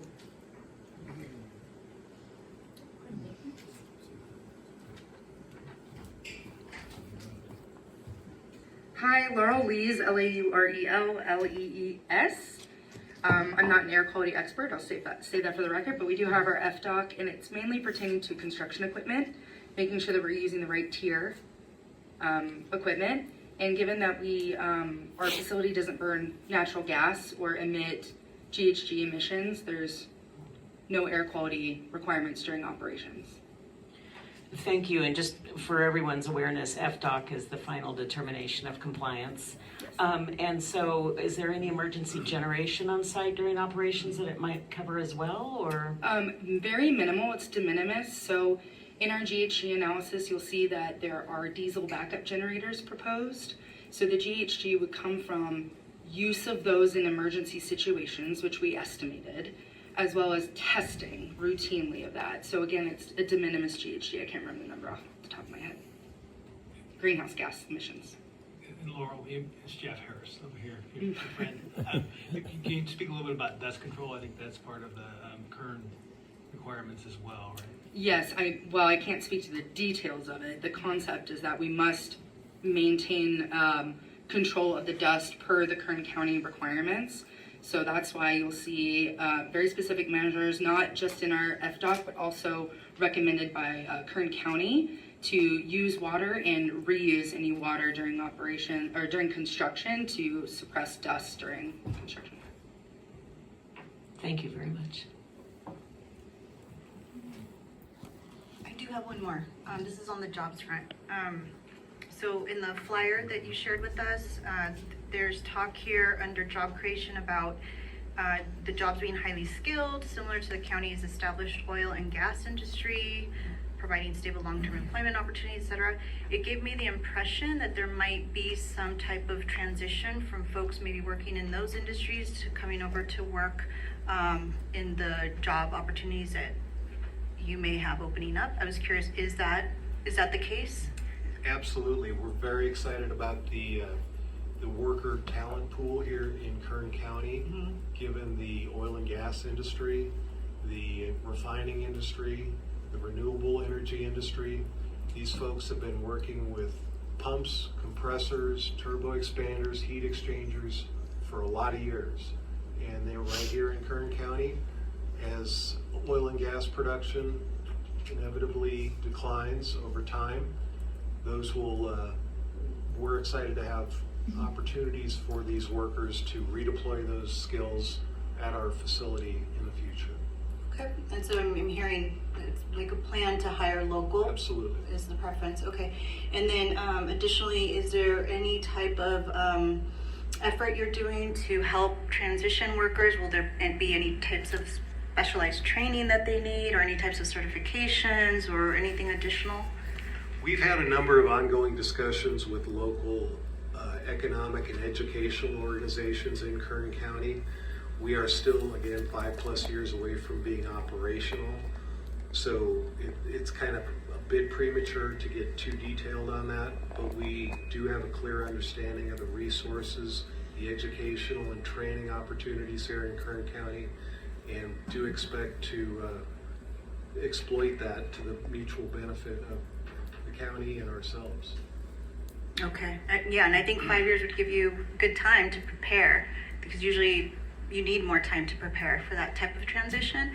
And I know there's the Kern Community College District that's really solid, and I know have been interested in clean energy job opportunities as well, and helping their students do those types of transitions. So I was just curious if you're working with the community colleges or any other type of educational Bakersfield College and institutions. their renewable energy laboratory, we're in close communication with Bakersfield College as well as Cal State Bakersfield. There's a lot of educational resources and training opportunities that we're very keen on. Okay, that's good to hear. Thank you.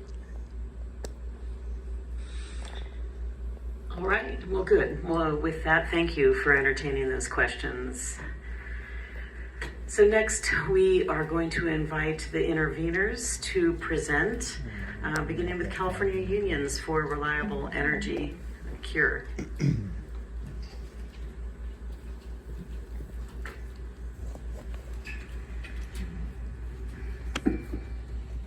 Good evening. My name is Tara Rengifo. It's T-A-R-A-R-E-N-G-I-F-O. I'm with the firm Adams Broadwell, Joseph and Cardozo on behalf of California Unions for Reliable Energy, or CURE. CURE was granted intervener status in this proceeding by the committee on September 9th, 2022. CURE is a coalition of unions whose members have environmental and economic interests that are affected by the project. Its coalition members construct, maintain, and operate conventional and renewable power plants, energy storage facilities, and other industrial facilities in California. Its union members not only work, but also live and recreate in these communities where facilities are constructed and operate. Unions have an interest in minimizing the impacts of projects that may degrade the environment and impact public health. CURE is equally committed to building both a strong economy and a healthy environment. Well-designed projects that reduce environmental impacts improve long-term economic prospects. CURE's ultimate position and participation in this proceeding will be determined based on all of the factors that will be considered by this committee. On October 23rd, CURE submitted its most recent issues identification report as required by this committee. CURE's report summarizes the major issues that it has identified in the supplemental application for certification, with the assistance of its technical experts in air quality, greenhouse gas emissions, public health, hazards, biology, noise, geology, and water and hydrology. First, CURE's air quality expert is evaluating the air quality and greenhouse gas emissions modeling, analysis, and calculations, particularly during construction. The applicant responded to these issues by citing to the final determination of compliance issued by the Air District earlier this year. However, the FDOC evaluated the installation of 3 emergency generators and 1 emergency fire pump, which does not address all of the project's emissions. CURE's expert is assessing all of the project's emissions to determine whether there are any significant direct, indirect, or cumulative impacts on air quality, including criteria pollutant and particulate matter emissions from construction equipment and heavy-duty truck traffic. Second, CURE's public health expert is analyzing the risks from exposure to contaminated soils impacted by spores of valley fever and impacts on worker health from the potential presence of underground gases during cavern construction. Finer particles, including valley fever spores, that are not visible to the human eye cannot be controlled by conventional dust control mitigation measures. Our expert may recommend additional sampling and monitoring systems to provide active control of the site. The impacts from radon have not been studied according to the applicant, but the site is ranked as having a moderate exposure based on EPA's radon zone map. So CURE's expert is assessing potential pathways from radon exposure. Third, CURE's biologists identified issues with the baseline data for several special status species that may skew the impacts analysis and impact identification of mitigation measures. The applicant cited to its recent responses to CEC data request set 4, which concerns survey efforts for several but not all special status species. And CURE's expert biologist is evaluating these responses. CURE's expert also reviewed the draft RAVID management plan and identified additional information needs. CURE's biologist is also evaluating potential issues related to avian collision and electrocution hazards, noise, night lighting, and construction of access roads and improvements to existing roads for the project's Gen tie line. CURE has asked the applicant about which avian power line interaction committee practices are selected for the project to address impacts from avian collisions and electrocutions. Based on recent representations from the applicant, CURE understands that specific practices have not been selected. Therefore, this issue remains unresolved and further information is needed to evaluate the project's impacts from avian collisions and electrocutions. The applicant also referred to standard transmission line protocols in its response to CURE's issues identification report, but project-specific information about the Gen tie line construction activities is necessary to evaluate the project's impacts on biological resources. Fourth, CURE's noise consultant is evaluating issues related to potentially significant noise levels and is reviewing applicants' recent responses to CEC data request set 4 related to noise and vibration impacts. And finally, CURE's expert hydrogeologist is assessing potential issues with certain assumptions that support the project's leakage analysis and identified potential issues related to the adequacy of the project's ongoing Packer testing that will be further examined in subsequent data requests. We appreciate the opportunity to share our analysis of the project to date. CURE will continue to analyze existing and new information related to the project's land use, environmental, and public health impacts. Thank you for your time. Thank you, Ms. Rengifo. And so next we will invite intervener, the Center for Biological Diversity, or the Center, to address the committee.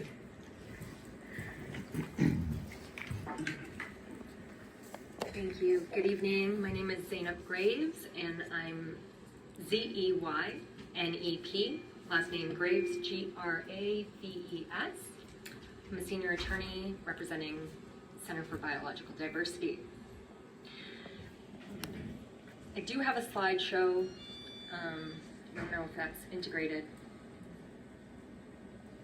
Perfect. And we can go to the next slide, please. So the Center for Biological Diversity is a nonprofit organization with offices nationwide, including in California. Myself, I live in the high desert, Yucca Valley. And our mission is really to advocate for the protection of endangered species and their habitats through science, policy, and environmental law. We also strive to protect air and water quality and support the development of renewable energy sources. For over 20 years, we've worked to conserve and recover species in California's desert, advocating for species such as the western Joshua tree, the desert tortoise, Mojave ground squirrel, burrowing owl, and many migratory birds and other imperiled species. Our goal here is to reduce impacts from development, vehicles, and other threats to these fragile and important ecosystems. Next slide, please. So why are we involved in this case? In August 2024, the Center petitioned to intervene in this project because it directly impacts the interests of our organization, its staff, and our members. Among other things, we are concerned about the protection of the western Joshua tree, the desert tortoise, the Mojave ground squirrel, conservation of migratory birds and other avian species, and the protection of rare and imperiled plants and other wildlife found in and around the project area. As with our past interventions, we want to ensure that this project aligns with environmental laws and reduces impacts on biodiversity. So our issues identification report, I'm just going to briefly provide an overview.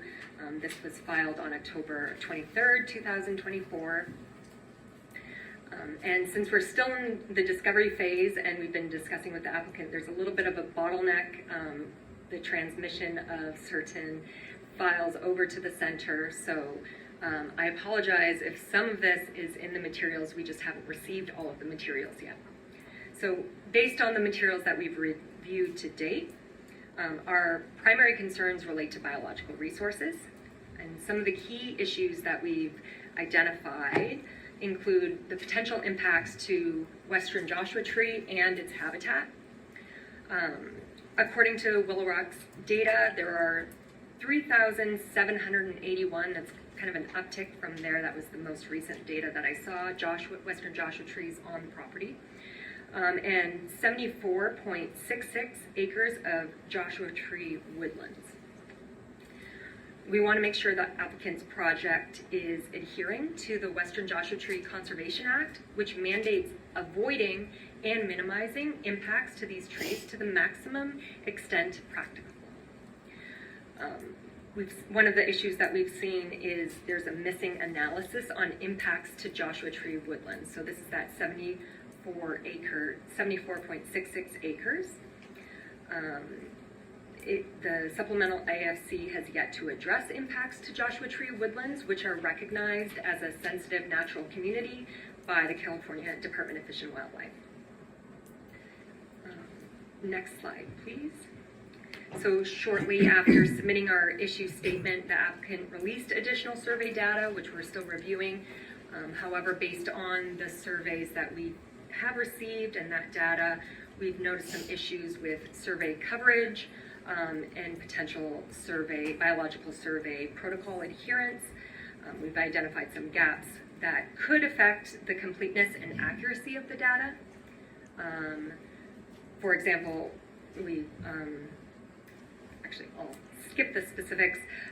Some unresolved concerns include the applicant's compliance with standard avoidance, minimization, and mitigation measures, including compensatory mitigation for the numerous special status species that we've seen in and around the project area.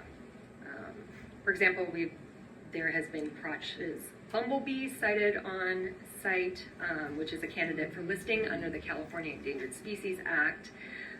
And there may need an incidental take permit for that species. We hope to be in a better position to assess the full scope of the issue once we receive kind of the remainder of the information, including the sensitive species, the project-specific sensitive species management plan. Next slide, please. One of our concerns with the project component is the surface reservoir. So one significant aspect of the project is the 21.5 acre surface reservoir with a liner and an interlocking shape floating cover to minimize evaporative water loss. Water, especially in the desert, attracts wildlife, so the attraction of predators, particularly ravens, is a real concern because they can harm juvenile tortoise. Tortoises are imperiled, particularly in the West Mojave, where we're having difficulty recovering. There's also risks of wildlife entrapment and entanglement in the reservoir and also in the cover. So the material composition, we don't yet have that data, like what is this floating cover going to be made out of, which that's really crucial to understanding the evaporative potential and additional water supply needs, also to figure out, you know, what are the real risks for wildlife entrapment and entanglement. So next steps moving forward, we're going to continue to review the applicant's data and any additional information that is provided. Our goal is to support renewable energy projects, especially when we're just using rock, water, and air. But we want to make sure we're doing so in a way that aligns with our existing environmental laws to protect our Mojave Desert. We look forward to continuing to work collaboratively with the applicant, CEC, and the rest of the participants in this project. Thank you. Thank you, Ms. Graves. So I'm just curious, for what you mentioned earlier about not having all the material yet, is that a communication issue or is it something else? And if the developer wants to speak to it, please feel free. I just want to make sure you have what you need, and I couldn't tell if it was on our end, the Energy Commission, or if it's something else. Yeah, we've talked to the applicant. I think it's mainly a bottleneck with the confidential materials, biological materials. There's just no streamlined, once things get filed, we have to request it, and there's just a lag in that. So hopefully we have it ironed out after today. Yeah, we realize it's not always the easiest process, but anything we can help out with, we'd be happy to step up if it is something that is under our control. I'm wondering how much of it has to do with just with the fact that we granted you intervener status like fairly recently. Is that sort of part of the issue? Just some time to work through the exchange of information. Yeah, exactly. It took a little bit of time for us to get the NDA in place and get all the signatures. But now that that's all squared away, I expect this. There was the initial request was deference to your mining expertise, and I wondered if additional conditions would be forthcoming from the county around the actual mining operations, in addition to what you've already submitted.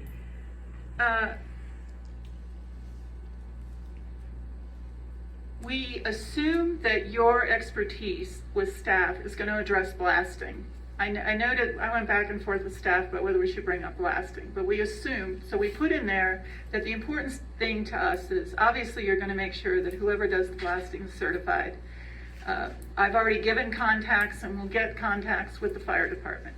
Our concern is that we get notification, that the planning department know when they're blasting, because we get inquiries that that particular piece of property is in a bowl and any noise from it is going to go into the community. We are subject to very, very severe sonic booms and blasts, and we are related to a military installation. Blasting is very nerve-wracking for people. They're not sure if this is an incident, if this is supposed to be happening. And so while we are confident that you will put enough conditions in for that, that's why we address that for mining. So how will you sort of notify the public, or sort of what's your process for giving people a heads up? Or are you just ready to respond when you get inquiries? How does that all work? Normally what they do is they let the planning department know. That way if we know a good response. We let the supervisor's office know. We then just make sure that we know when we get a question, right? You know, I don't think that, you know, on the other hand, you don't want to do a public notification of blasting because of safety. So you don't want to send out a letter every time you blast, because it brings people who might have just a off interest in blasting, and it causes problems for the people. You know, it's fascinating, and so you don't want people to show up who you have the safety officer will have problems with, right? Even if this blasting is underground, even if it's whatever, we don't want to create an attractor. So it's that balance. It's that balance. And then the second part about mining was about where the rock was going. Yeah, okay. It was where the rock was going. We have clarified with Holiday Rock that this is fine inside their SMARA permit. So I don't have any problem with their SMARA permit. I just have to make a few additions to their conditional use permit. So that's what that was referring to, but I appreciate it. Thank you. I have another question too about some of the timing of some of the agreements and like the traffic and transportation control plan, and some of those documents that I imagine will be, are you expecting, let me ask, are you expecting those to be complete when you take it to the public hearing at the Board of Supervisors? No. And I have written the conditions along the lines of trigger points. So the conditions are written with specific trigger points before grading. This is what has to happen. They're like a performance standard. And, you know, as a CEQA lead agency, we're always mindful of mitigation or conditions of construction that could be deferred. And so because the county is not a party and, you know, discovery doesn't, you know, we really can't mandate information from the county. At the same time, it would be, I'll just suggest it would be very helpful, you know, to the extent that I know that this is probably a two-party tango that you're doing with some of those agreements. It'd be very helpful to have as many of those details in those plans and agreements by the time of the evidentiary hearings that we have in July, in the July timeframe, July to August, if to the extent possible, so that the committee has, you know, specific information about the efficacy of the mitigation. So I appreciate that. And the applicant has asked. We are in a semi-gray area where if the project's not approved, right, I don't want to spend all this time and effort and give the impression to the applicant that we're accepting it. But let me go back and look at all those conditions and see what kinds of information. I will note that the intertie connection line will require a franchise from the Board of Supervisors, and I have learned today that they intend to use the Antelope Valley East Kern Water District intertie line, which grows past them. However, it needs an easement to go to their property to deliver the water, and they're not clear where that is, and that may need a franchise. And we certainly encourage the applicant to figure that out. Should figure it out, and we certainly can provide more written comments explaining the franchise process and explaining the information that we would need for that. And that will be a process that will happen if you certify this project. We would immediately be able to, we expect you to condition it, and then we would take it to the board. A franchise takes a couple of months.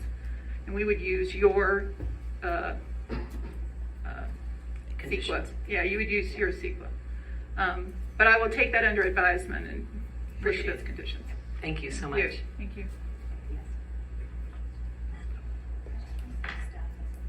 Yeah, I have a couple questions.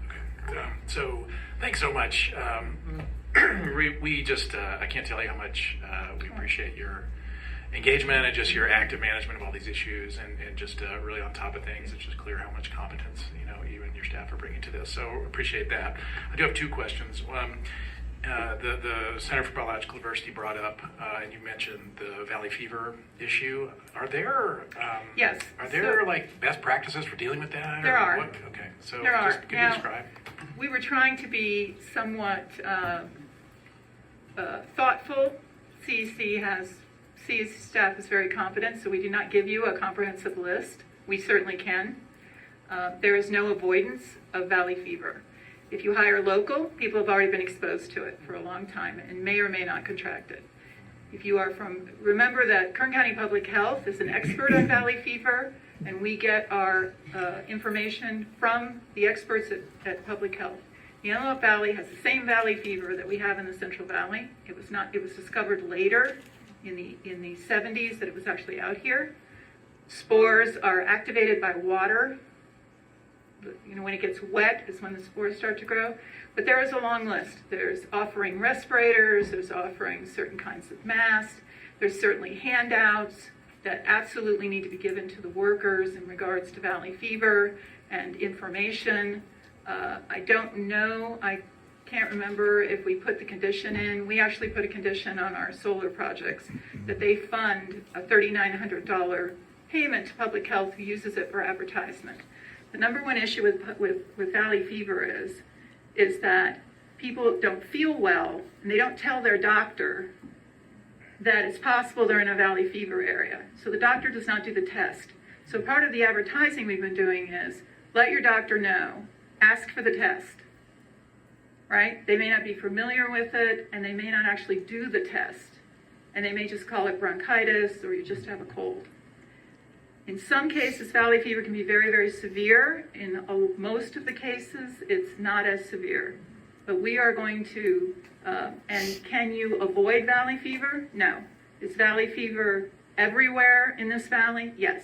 And taking spore samples may tell you that it's there, but it's also it's outside here in this parking lot, next door. So, we understand this concern.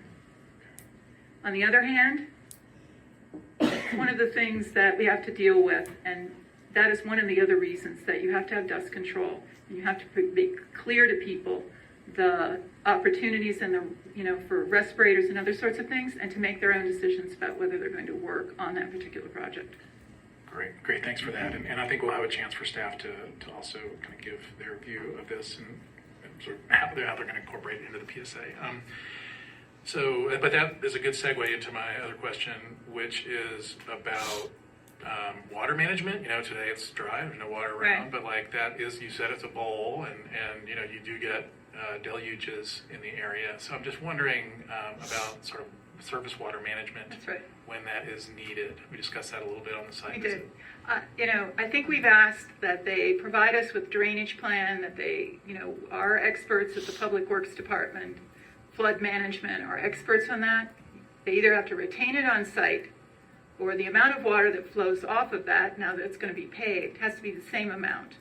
That is why we are not supportive of them putting that excavated rock around that facility and keeping it on site, because we believe that they will not be able to manage the water appropriately, and we're going to get flooding on Sierra Highway. Sierra Highway is a major linkage to our landfill.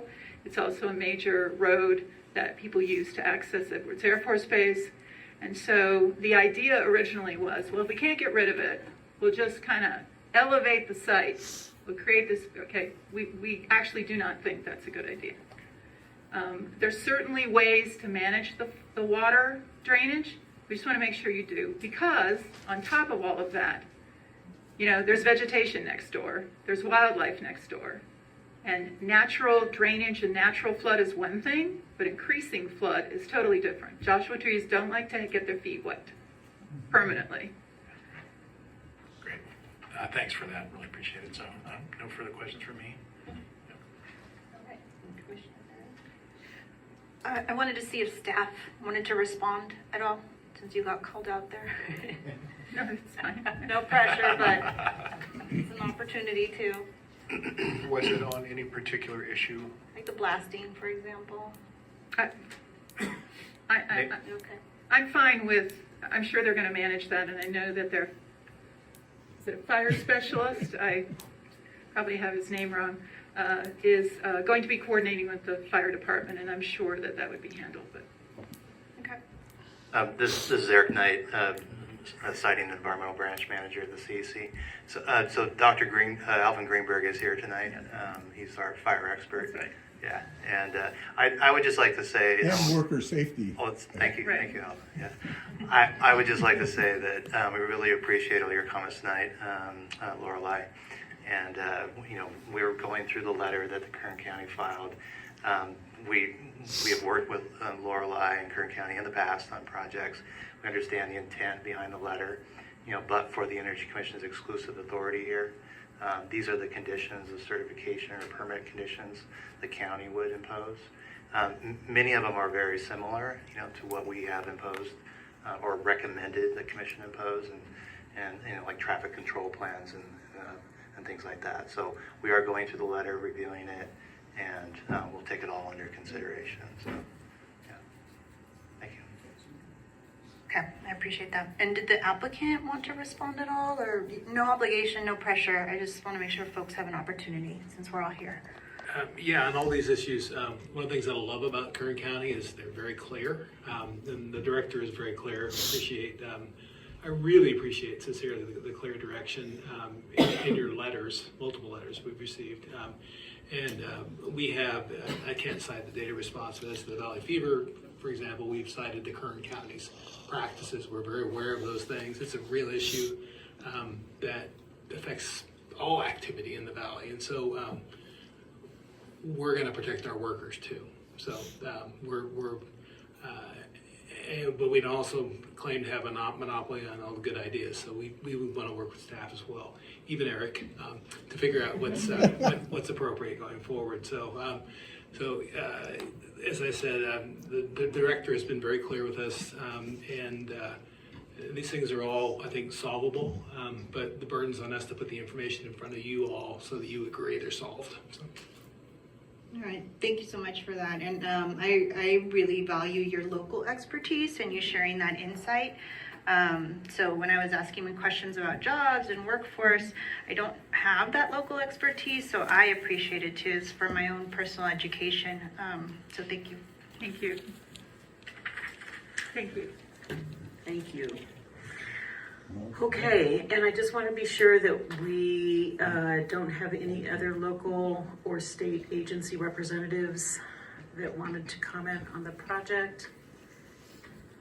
I don't see none. We can move on. So we are at the point in the agenda where we were to begin the discussion. And it's been wonderful that I think it's worked really well to have interactive questions. I do want to first, though, turn to the applicant and give you an opportunity to respond to anything and everything that's been shared tonight. Again, no pressure, but this isn't litigation, this is informational. If there's anything you would like to respond to any of the presentations. It has been a good discussion, and I actually really appreciate people interjecting questions when the topics come up. That's a great practice, so thank the committee for that. I don't have anything additional to really add. We're available to answer any additional questions you may have, but we just really appreciate the opportunity to present the project to people, to answer questions. Some of the best things that happen are the interactions on the bus and during the breaks, so it's great to be here for those purposes too. So I think I already did a good job of explaining the sort of weird quirk in the schedule that resulted in the interveners and the applicant doing this thing, but we're working very well together with the interveners. I appreciate their professionalism. They're not subtle too, which is good, because we can get directly to issues on that. So we don't have anything further, but would certainly answer any specific questions the committee might have. So. I just want to say I really appreciate everybody's professionalism. Definitely want to, information exchange is sort of like the hemoglobin that makes this whole thing work. And so I just want to make sure that all that's flowing well. Between staff, between interveners, applicant, just sort of everybody who needs information gets it expeditiously. Let's move on to the agenda. I think we're not shy, so we definitely ask questions when needed. So great, thanks. Commissioner Gallardo, did you have any further questions or discussion at the time? No, not at this time. Wonderful. So next on the agenda, we are coming to the point where we have public question and answer, and this is unique to our informational hearings. It's different than public comment. Public comment is just an opportunity to provide an opinion, but this session is intended to allow anyone in the room or on Zoom to ask questions, and we will kindly ask whether it's the applicant or staff to respond if possible. And so if you submitted a blue card indicating that you have any questions, do we have any that have actually called out questions? Okay. I do want to invite anyone in the room at this time to come forward if you have a question. We'd like to start with any representatives of California Native American tribes, and seeing none, anyone else who would like to come to the podium and ask a question about the project. Give you a second. Is there anyone that would like to ask a question? I don't see anyone in the room. Can we turn to Zoom and ask if there's anyone on Zoom who would like to ask a question about the project, so that we can see whether or not there's anyone on Zoom? I don't see any. My team is telling me that there's no one that's raising their hand, so maybe the commissioners have asked all the questions that are on people's minds. Okay. Going once, going twice. We'll move on to our last public comment session. Mr. Angulo, would you like to lead the last public comment? Absolutely. Hello again. For the record, I'm Armin Angulo with the Energy Commission's Office of the Public Advisor, Energy Equity and Tribal Affairs. The Energy Commission welcomes the main and final public comment period for today's event. I want to briefly describe the public comment process. First, we'll hear from California Native American tribes, other governmental entities, and any legislative offices. Then go to general public comments. We will start with blue cards in the room from speakers who have indicated they are here to speak on behalf of a California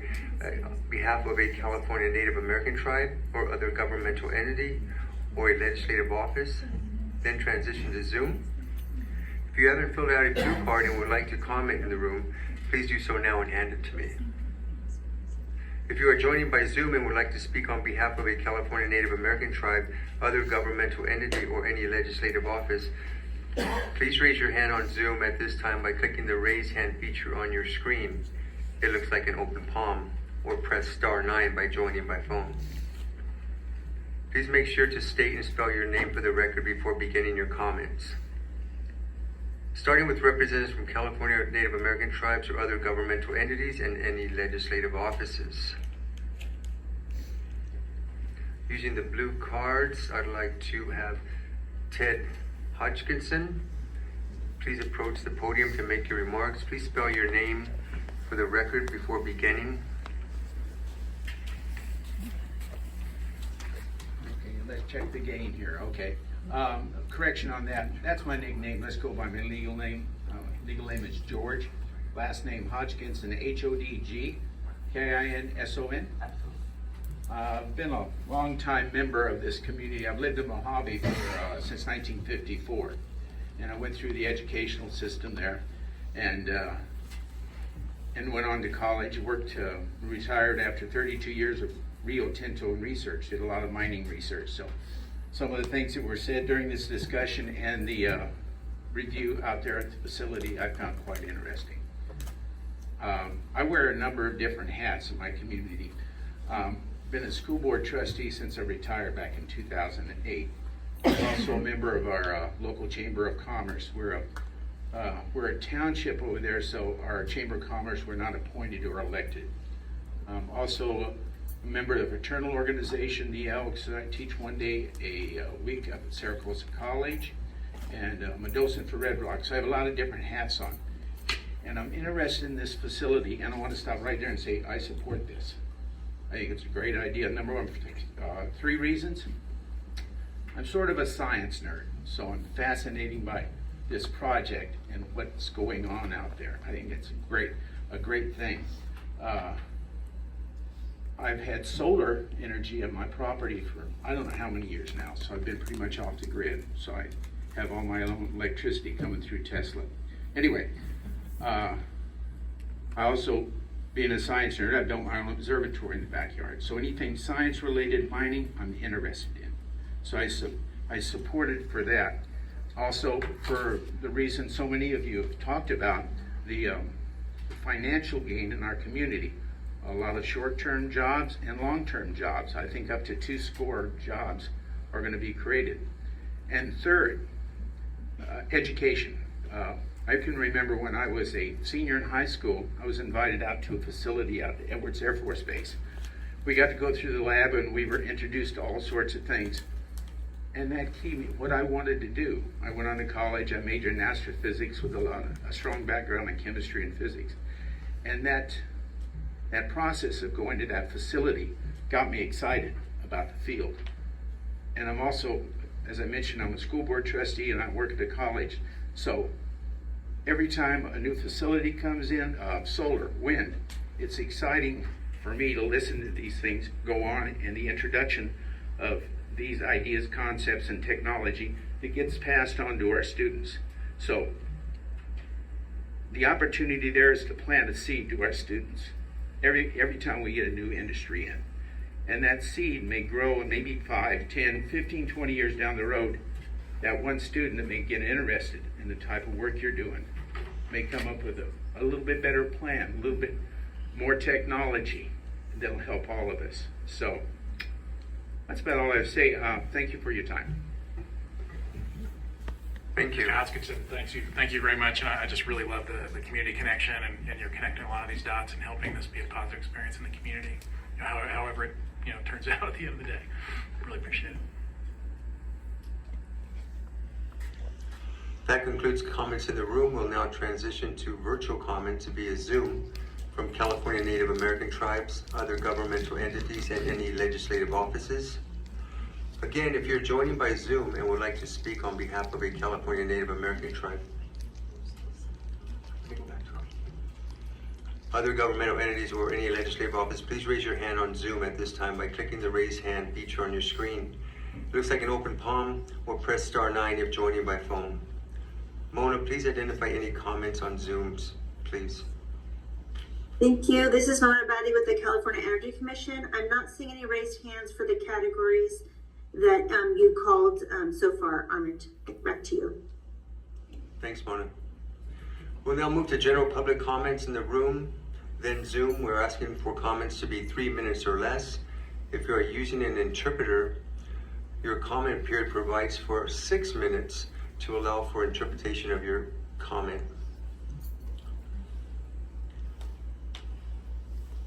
I'd like to ask Anthony Myers to please approach the podium to make your remarks. Please spell your name for the record before beginning. And we're asking that comments be 3 minutes or less, and there will be a timer on the screen. After Anthony Myers, we will hear from Sam Rad. My name is Anthony Myers, A-N-T-H-O-N-Y, last name M-Y-E-R-S. And I am the co-founder of Safe Haven Kids League of California City, our umbrella company, Safe Haven Kids League Community Resources of California, where we feed families and do a lot of work in East Kern. Safe Haven is totally in support of Hydrostor. Hydrostor family is amazing. Everybody's already talked about the jobs and stuff they're bringing to the community. I'm here representing the residents of East Kern under our nonprofit. We do a lot of work. We came under Med Hydrostor in 23. we were putting on our Thanksgiving event. Russell was amazing. With Natalie, they joined us together. I believe we had 50 turkeys at that time. Hydrostor came on this event, and just for time's sake, we fed 306 families. A full food box with a ham or turkey in the event that we provided. We are a nonprofit in California City. We have a community resource center where we feed families every single week, and we serve East Kern. We have people to come down from Roseman, Mojave, Boron, etc. They didn't stop there. Every time that we've asked Hydrostor for anything, it's like, how can we help? No was never in, no, we can't, not this time, anything. How can we help? How can we better serve you? We went on to continue to do events. Safe Haven does about 12 events a year within the community for the East Kern community out of California City. And we went on to our job fair. Next event was our job fair, I believe, and backpack giveaway job fair. Hydrostor hadn't broke ground at that point there, but it's like, how can we help? Call Russell and them, what can we do to help? Backpacks, okay, let's get that done. Not a problem. They are showing what they're doing for this community, and they haven't even broke ground. Strong. Safe Haven is so happy to be partners with Hydrostor, and we look forward to doing more with them. And just to top this off, is that here we are in 24, our Thanksgiving event is coming up again. Not a problem. They said we stepping in to sponsor this thing. This year we look to double, triple what we did last year to help more families in our East Kern that need help with full food boxes and a ham or a turkey. The mission this year and the theme this year is that Hydrostor is going to feed you for Thanksgiving. You take that gas and spend it on your kids and put gas in your car and do for your family. That's who they are. That's what we love about them, and I thank you all for this partnership that we have. You guys are amazing. You guys have shown us that you're here for this community, and I encourage any nonprofit to connect with this organization, this company. They are amazing. They love community. And again, I will state that they've done all this, and I can go on and on with the events that our shoe giveaway that they came on board with, and on with other events, but I don't have time. I don't want to take up time. But they have shown before they even broke ground that community comes first. And that's who we are, and that's who we stand for, the residents of our community in East Kern. Thank you for your time. Thank you, Mr. Meyer. I really appreciate you and all you're doing for your community. Thank you. Yeah, just to be clear, your comments here are on the record now, and we're take them seriously. And if you wanted to submit further comments, you could always do that through our docket as well. And Armand, you could get his contact information, and they'll walk you through that process if you wanted to, if you felt you wanted to say more. Thank you very much. And I want to say one more thing. Thank you all for your service. Thank you, Anthony. Sam, please approach the podium. Thanks, Anthony. That's a hard, passionate speech to follow. I'm Sam Rade, S-A-M-R-A-D-E. I'm here representing Holiday Rock. Thank you all for coming to our site earlier today. Holiday Rock is a family business that started in 1937. We extract aggregates from sand and gravel deposits to make concrete and asphalt. We have grown to 6 mining sites and 40 concrete batch plants. Of these, 5 batch plants are in Kern, and 1 mine site, our Mojave Quarry, are in Kern County. Materials from the Mojave plant have been used for the construction of the main runway at Edwards Air Force Base, State Route 14, and multiple wind and solar projects in Kern County. We are here this evening to speak in support of the Hydrostor project. It is an excellent opportunity to increase energy storage on the grid. This is absolutely critical for the state goals to use more renewable energy and for the reliability of the grid for the region. In addition to the energy benefits, this project has special importance to us at Holiday Rock. The cavern rock, which will be excavated for this project, will support our normal operations, which includes processing aggregates for use in concrete. As we create concrete for construction projects in this region, we will process the offtake rock and incorporate it into our concrete production. This gives the rock a second life as a building material that will support the housing and infrastructure for Kern County. We see this project as having great benefits for the region, and Hydrostor has our highest level of support. We would be happy to answer any questions if they come up along the way. Thank you. Thank you. Next, we'd like to hear from Joel McKay, and after Joel, we will hear from Jane Williams. Joel, please approach the podium. Remember to spell your name for the record before beginning. And again, we're asking that comments be 3 minutes or less. Thank you. Joel McKay, Joelmacay. First of all, I want to thank you guys for coming here. Like you've heard, it's 80 miles to Bakersfield. I'm going to be home in 5 minutes tonight. I greatly appreciate you guys coming to. Is that the name of a country music song or something? 80 miles to Bakersfield? I don't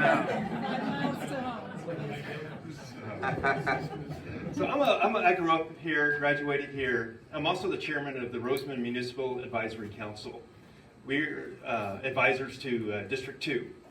And I've been the chairman for 2 years. And when Mr. Hildebrand came and said, hey, he wants to talk to our group, he's been there several times. He's also been to our chamber several times, very transparent. The first meeting we had, there's a buzz around town. We're all excited. Hey, this is we've talked about the economic benefits, the jobs that are coming, but we're getting roads. We're going to use some of that tax money for more deputies out here. I'm trying to get a bank here in Roseman, and I reached out to one of our local banks, and because Hydrostor is coming to town, they've already got wind that they're coming. They said, we're going to do a survey and see if you now qualify. It's been 3 years. So, I mean, not only the energy benefits we're going to get, we're going to thrive out here. They're bringing jobs. We're going to have energy storage, roads improvement, the other resources, and these are long term. This is long term. They passed Measure K, which is a sales tax increase for public safety, and we're already seeing benefits from that. The extra $18 million a year we're going to get in property or taxes from them. We're going to be thriving out here. It's going to benefit us out here in Roseman. It's going to benefit the East County. It's going to benefit Bakersfield. So I can't stress enough how important this project is to our community. And we ask you for your support. And let's get this thing rolling. Thanks. Thank you, Joel. Jane Williams, will you please approach the podium? Yeah.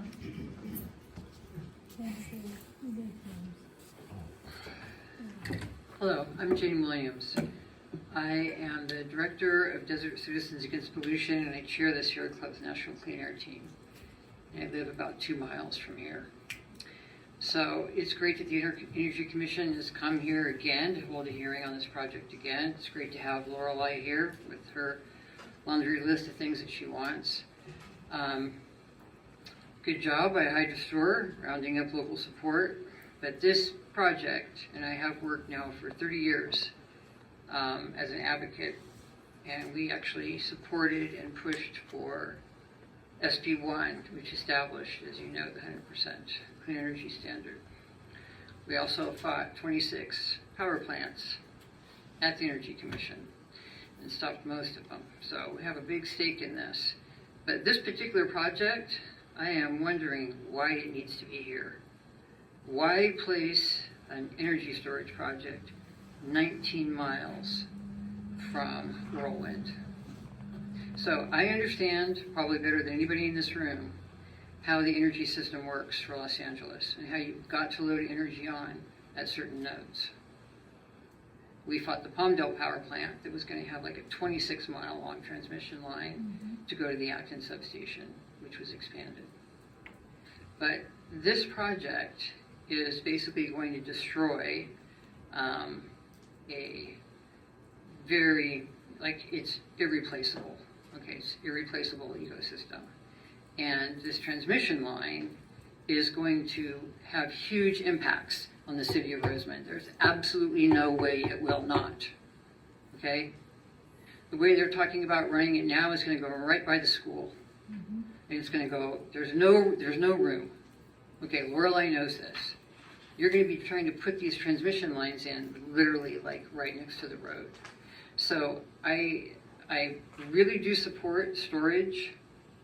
I really do normally support projects like this, but this project is just in the wrong place, and there is no way the Energy Commission can make this thing work.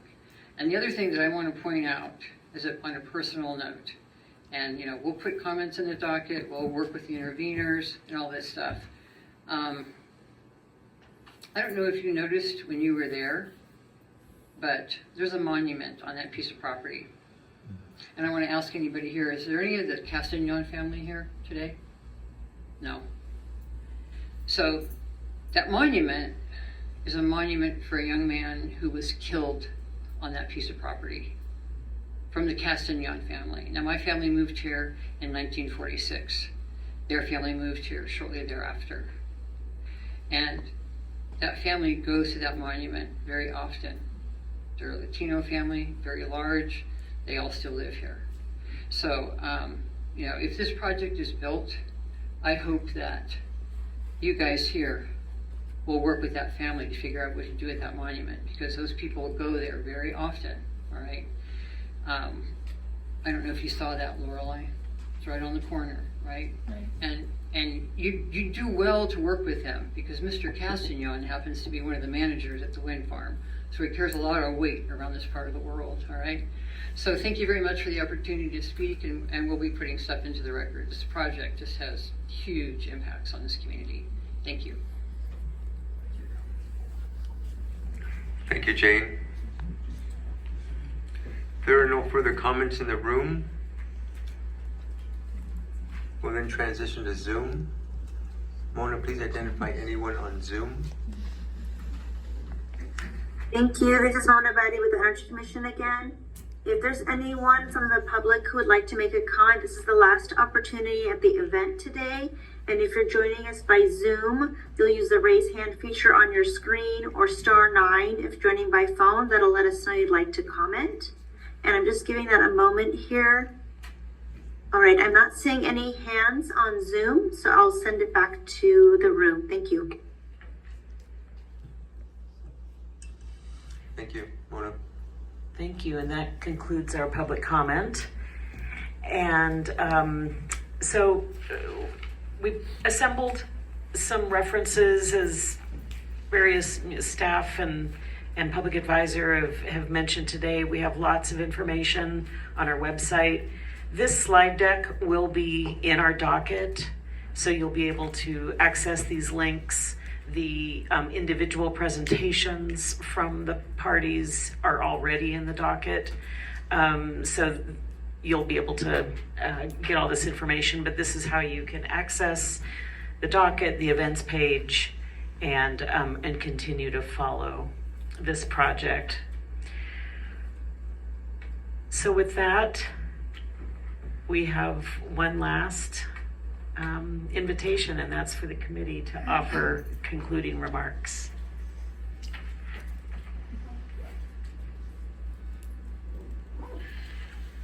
Well, great. This has been an amazing day, actually. This has been a great day. I am really happy to be here. This is exactly, this is a really important step forward in the process. I think we've heard a lot of input, quite a bit of I think agreement on some of the level setting of what the project is and what the big issues are. Some differing opinions, which that's exactly what the process is meant to engage with and try to work out. And it's just so necessary that everyone with a stake in this, everyone who's going to be impacted, participate. So really thank all of you who have today. Not just applicant and formal interveners and county, but really everybody who's commented. So I just really want to appreciate that you've taken a night and spent it with us and really big chunk of your day, the majority of your day. So I really appreciate that.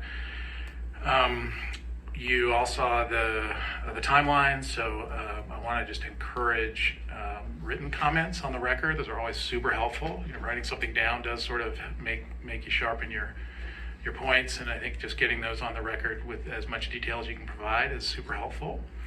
And the record is a real thing. We base our decisions on the record. We try to really get the details we need to make sure that impacts are addressed, mitigated wherever possible, and that we really get the best project formed as possible, so we can make an informed decision on whether to actually give it an application or approve the application. So that's what the process is about, and I just want to just emphasize how much sort of sweat and effort and smarts and diligence and perseverance the staff invests in this. Eric, Lenita, and the whole team are really paying attention. And they're a separate party. The committee is, we're our own, we're the decision makers, and the parties, try to present the information as best they see it. And that's everyone, stakeholders, interveners, applicant, and staff. So really looking forward to kind of keeping this project moving.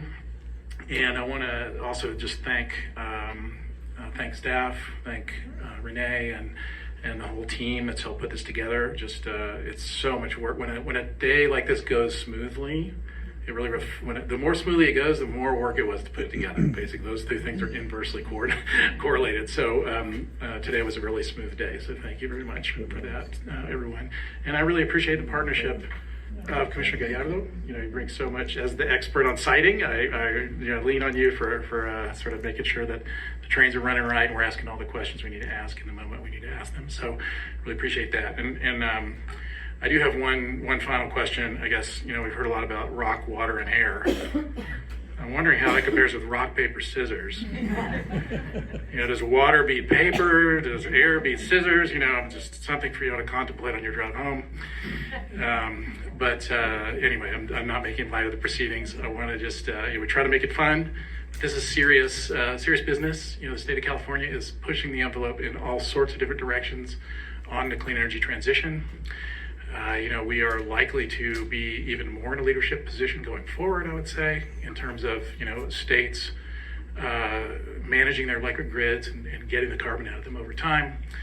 And so I think, that really puts a fine point. I think the election puts a fine point on how important this project is, and just ups our commitment even further to getting it right and figuring out, whether this technology and this particular project should be part of our transition going forward. So I really appreciate everybody again, and please do submit written comments. And thanks a lot, and pass it over to you, Commissioner Gallardo. I'll be really quick. Muchas gracias. Thank you so much again for the warm welcome, even on a cold day.